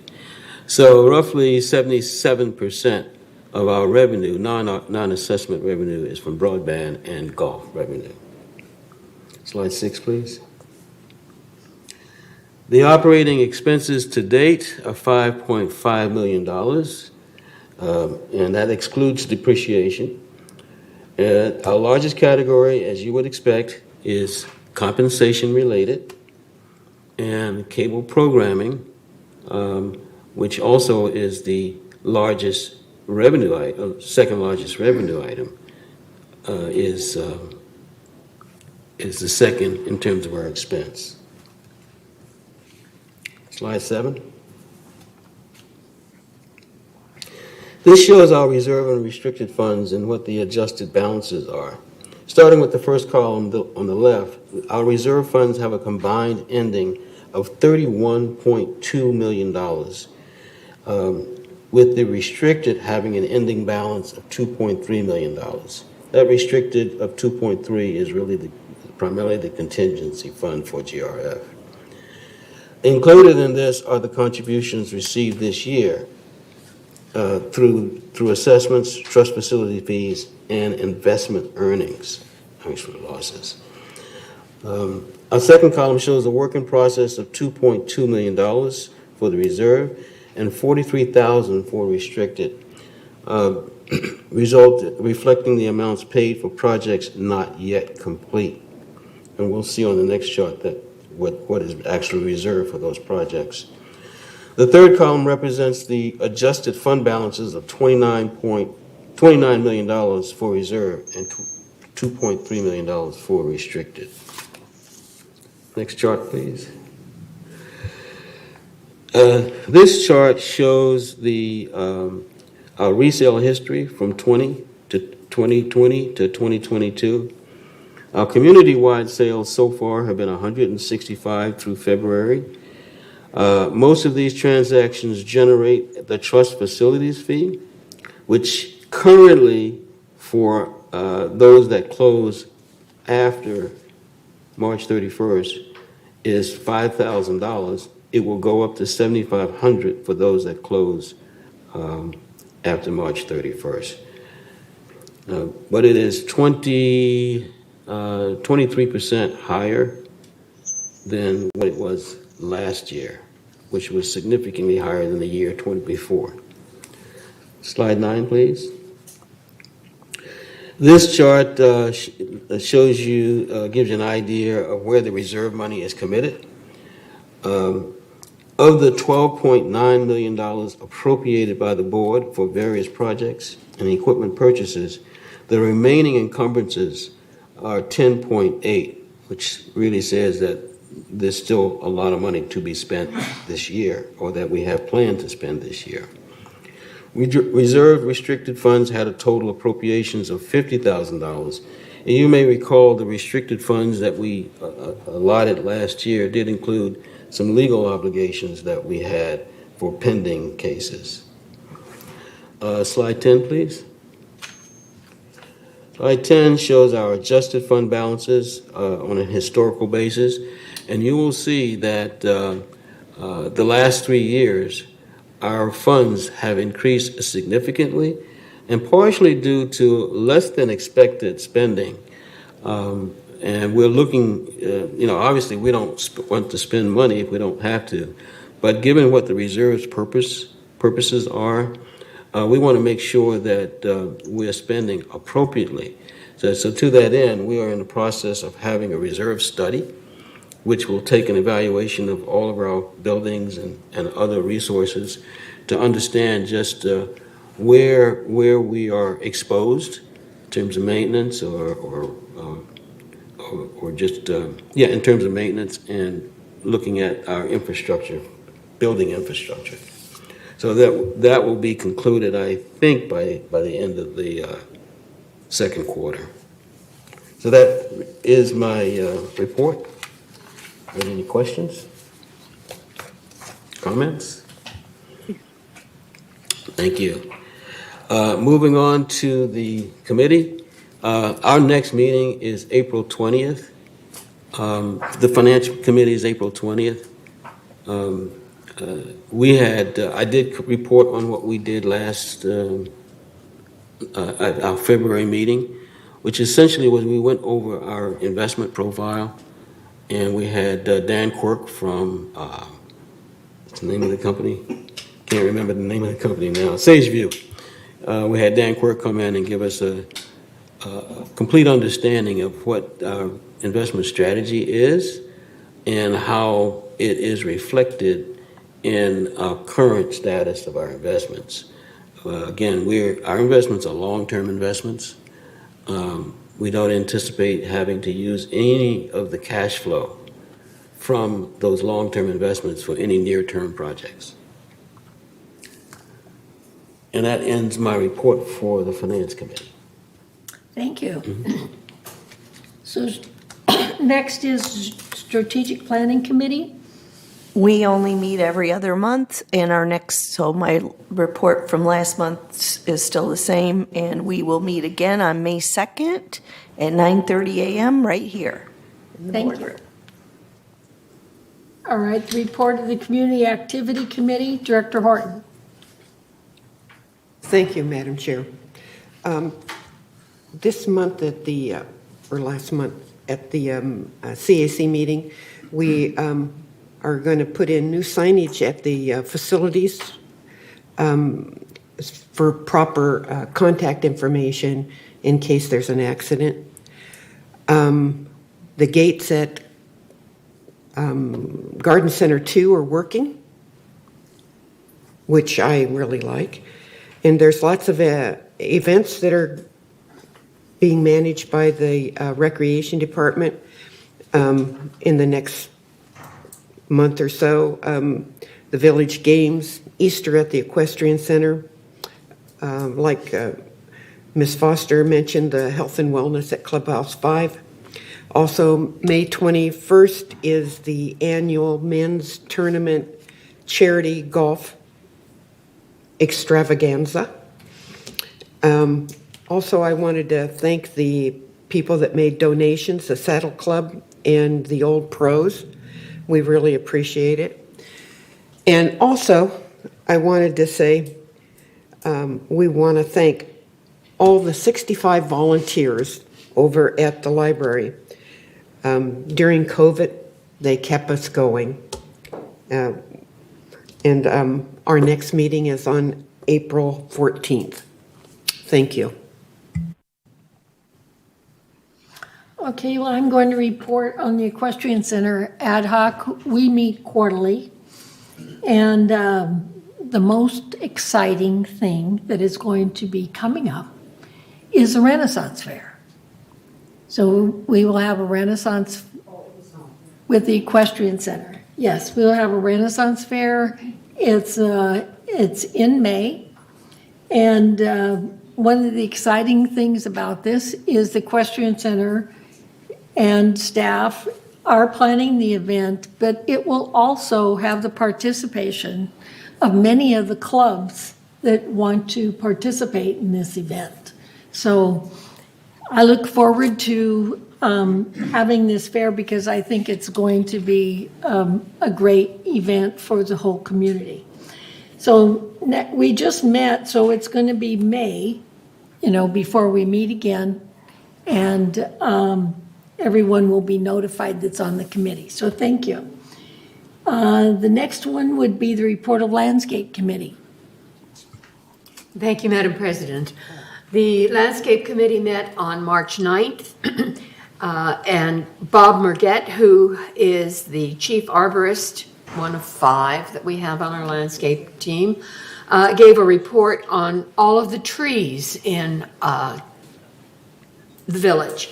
And basically it was a historical report of how many we have using the database that was developed by Arbor Prose and is still active even though Arbor Prose went out of business. Some people are concerned that we don't have Arbor Prose anymore. We have other companies, but they use that database. The database is ours and is good, and it tells us where every tree is, how big it is, how old it is, the species, the condition, all of that. One of the interesting things were the slides that he had on the different conditions of trees that people who aren't arborists might not really recognize as what some of the problems are. And they had a chart that showed how many trees were diseased or not in good shape, and how many trees were affecting foundations or roofs, and all of the different kinds of things that could affect the trees. Also, it was reported that the master control irrigation system would be going out to bid this month in April. We're looking forward to that. That's going to be a really big thing for our landscaping. And the Elisa Creek report was an update of the work that is scheduled for April. We do work on the creek in April and in August. So this told us what we were going to be doing in April. Also, we had a report on water conservation by Director Donna Renee Sostix from Third, because they do have a water conservation committee that GRF doesn't have. So we appreciated her report and her PowerPoints and slides, which kind of brought us up to date on all of that. Our next meeting will be June 8th here in the boardroom, and we're going to concentrate on grounds management at that particular meeting. So Juanita, excuse me, you also attend the El Toro Water Yes, District? I do. Do you have anything to say in There regards- wasn't anything special that came up at that Okay. this time. Thank you. All right, thank you. So the next item would be the report of maintenance and construction, Director Goth Huffner. Thank you, Madam President. There was no meeting of the ad hoc M&C committee in March. However, we did hold a workshop on March 9th in the Cypress Room.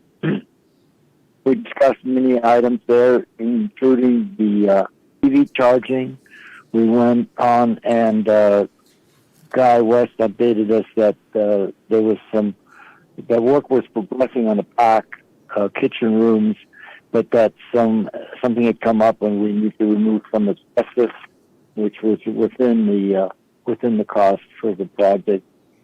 Dan recommended that we make a formal request to get an overall comprehensive plan for VMS office requirements and other space uses.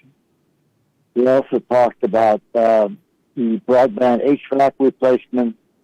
We're going to get an update on a welding shop at the next meeting, which is next week. And then Sue Stevens requested that we follow up on maintenance service of standby generators.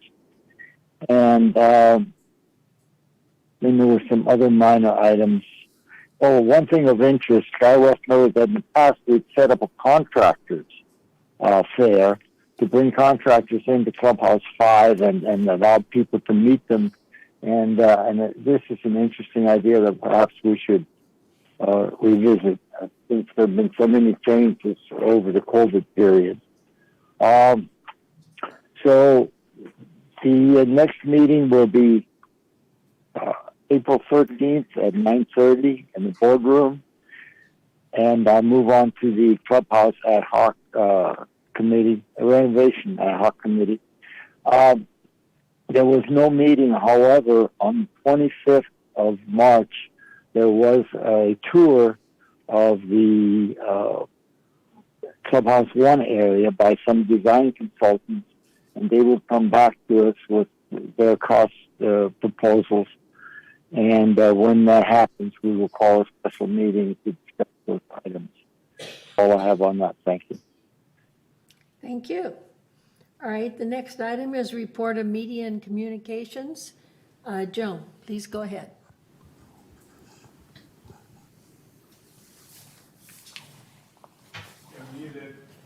You muted yourself.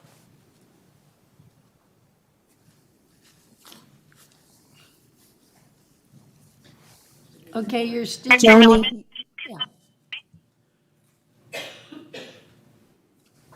You're muted. You're unmuted now. Thank you. I'm there now. Okay, hi, everybody. Media and Communications Committee met Monday, March 21st at 9:30, and the highlights of the meeting include, first of all, it's been a steady increase in high-speed internet subscriptions. And another thing that was mentioned was that the Weather Channel was up for renewal, and they were proposing to increase something like 400%. But NCTC negotiated a much better contract than that 5% per year that they were proposing. And instead, the rates will increase like 2 pennies in 2023, 1 cent in 2024, and 2 cents in 2025. And the additional networks they were proposing will not be there. So we'll have them until, under this agreement, until February 28th, 2026. So don't worry, you can still find the weather easily. Next thing was Paul Ortiz reported on the fact that closed captioning, is usually done by someone sitting there watching things, listening to things going on and typing. But we are switching to Cablecast video server, which uses artificial intelligence and machine learning to display the captions in real time for live and pre-recorded content. So beginning this month, all programming broadcasts on Village Television, which is approximately 1,250 hours of content annually, will be closed captioned utilizing the Cablecast video server. So the new closed captioning process will save the community approximately $25,000 to $30,000 in 2022 and assure that all Village Television programming complies with FCC Title 47, C79. And that is the end of my report. Thank you. Our next meeting will be Monday, April 18th at 1:30 in the boardroom and on virtual. Thank you. Okay, thank you. So the next item is Mobile Vehicles Committee, and that would be Director Tibbetts. And then if he would continue with the Security and Community Access Committee. All right. Thank you. I've lost my voice, I'm sorry, but there was no meeting last month of the Mobility and Vehicles Committee. Our next meeting will be tomorrow at 1:30 in this room. And on Security and Community Access, there was no meeting last month. And our next meeting will be April 25th at 1:30. That's it. Thank you. Report of the Laguna Woods Village traffic hearings. Elsie. Thank you, Madam Chair. We had our meeting on, and incidentally, for those of you in TV land that don't know it, the traffic committee is comprised of board members from GRF, United, Third, and the Towers. And I just wanted to clarify that. We met on March 16th, and it was here, it was actually a hybrid meeting. And we had, once again, we had a light schedule this month. We had two residents with 3 violations. And once again, the winner was failure to obey a stop sign. That was 2 out of the 3. And one of them was for a valid driver's license not produced. And this was kind of a strange one because the guy the resident had a driver's license, but he didn't stop for the security officer who was running his, whoop, whoop, whoop, and his lights. But I guess he didn't see him. So he left the village. And of course, our security officers can't go outside the village, or they don't have any jurisdiction outside the village. So obviously then he couldn't produce his driver's license because he didn't stop for the officer. And that's kind of a catch-22, but we resolved it by finding him guilty of not having a driver's license because it wasn't produced, but then we dropped the fine. So that was to remind everybody in the village that you have to have a driver's license to drive in the village in an automobile, not in a golf cart, but in an automobile. And also, if you see little lights going off behind you, they're not doing that for fun or to let you know there's a party. They want you to pull over and stop. So that was it. Not much of a report, but always interesting at the traffic hearing. And our next hybrid meeting will be held on April 20th at 9:00 a.m. here for part of the hybrid. Thank you. Thank you. So Juanita, you're next with the report of the Disaster Preparedness Task Force. Thank you, Madam President. The task force met on March 29th, and our next meeting is May 31st. We did participate in the community bazaar last Saturday. We gave away over 100 of the refrigerator magnet file of life. It was very popular. We always give out everything that we have. Also, we have a sticker that goes on windows if you have pets inside. And everybody should show this so that first responders, whatever, know that there is a pet inside. Particularly, they find with cats, they like to hide under beds when people come in. So if you know there's one in there and there's something like a fire, they can take extraordinary Also, the office here in the community center is open from 10 to 12 every day with supplies on sale. And this month at the library, there is a display for disaster preparedness of all of the different items that you can get through our disaster preparedness office. We still need more good neighbor captains for buildings and for cul-de-sacs. So if you are interested at all, please let me know or call the security department and talk to our administrative assistant, JJ, and sign up because we need a lot more of those in the village than we have. Thank you. Thank you. So the next item is Information Technology Advisory Committee. Director Hopkins. Thank you, Madam Chair.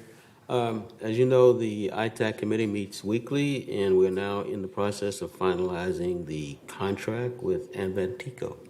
And once that's finalized, the work will start. Thank you. So the next item is future agenda. Are there any items that we need to add to future agenda? So if there are none, director comments. Okay, first we have Elsie then Reza, then Juanita. Okay. Oh, it's a great meeting. Thank you, everybody. But that isn't really what I wanted to say.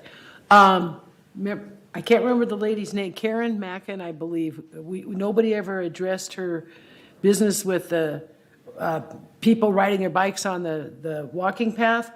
And I just wondered if we could, has anybody researched it? I mean, that's loud. Oh, may I call in Siobhan? Or Director, Well, Yvonne or has it. Director Horton, she has the same Yeah. information. It's not against the rules. Right. So, I mean, that's official. I mean, we've looked it up. That's and it's right. for reals, not against. I mean, I know that, but I don't know what the rules are. So are we going to It's get been back to checked her? with security. It's been checked with security. Oh, I believe And- you. If Oh, we've checked up on it, we've checked up on it. Yes, So we will that's- follow up with the resident. Yeah. That's our standard protocol. I figured you did. I just wanted to mention her, that's all. Okay. Because we kind of didn't at the time. Okay, so the next person was Juanita and then Reza, or Reza and then I don't Juanita. have a question, I just was pointing that people have question. Okay, I have one after Juanita. okay. Okay, I'd just like to go back really quickly to the website. I think it's important that people know what the problems are with the website. I mean, they see the problems all the time. But the website was designed originally as a marketing thing. It was not designed to do all of the things that we have added to it. Over the years, something came up, put it on the website, put it on the website, put it on the website. And that's why it's kind of a hodgepodge that really needs to be redesigned and looked at, because it's not functioning as well as it could. But please know that that's because it was never designed to do that in the first place. Thank you. That's why we founded the website. That's why we founded the website ad hoc committee. Right, but I don't think Meeting. residents know that that's where it started. Okay, thank you. Reza's next. Thank you for the meeting, no comments. All right, I'm sorry, Debbie. I just want to ask one question regarding the bicycling. So the person said it was an electric bike, not a regular bike. The rules have no biking, but I think probably when those rules were written, they weren't thinking about electric bikes. There is no prohibition against bicycles. Right, no prohibition against bicycles, but how long ago was that written? Because electric bikes are pretty new to the scene. And that would be frightening if you were on the bicyclist is one thing, because I'm a cyclist, but an electric bike on the Serpentine Trail, that would scare animals, pets, people, and maybe that's something we have to really consider, that there would be a prohibition against electric bikes rather than just a bicycle. That's all I'm saying I can understand her being concerned about an electric bike. Thank you. Are there any other comments?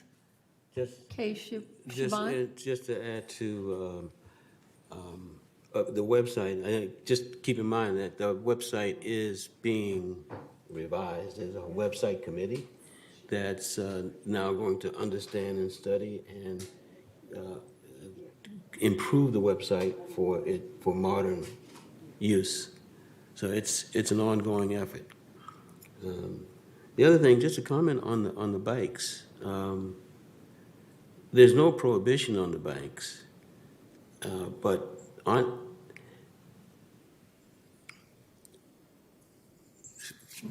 nothing. Well said. Yeah, really. Oh, I was about to say, that's something for the board to consider, not VMS. So if we could take it up. Well, I think it would come up in CAC. It should. If there is a policy or any policy change or addition or something in regards to the safety and the biking, has to start there. Yeah, but this resident is asking us to not only prohibit bicycles, but she wants us to change the signage. Yeah. Yeah, That's so, a kind of anti-bike person.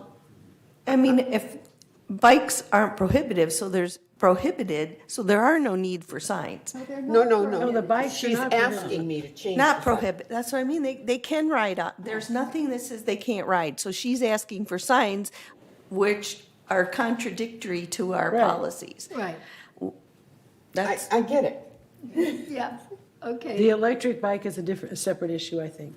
But as far as the bicycles go and the signage, no need for signs, no. because there's nothing to put a sign up against. So are there any other comments?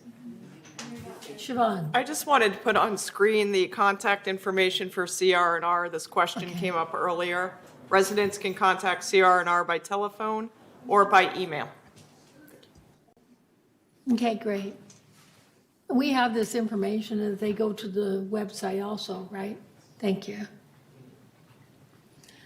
And so today I have to tell you that I really appreciate your patience with me today.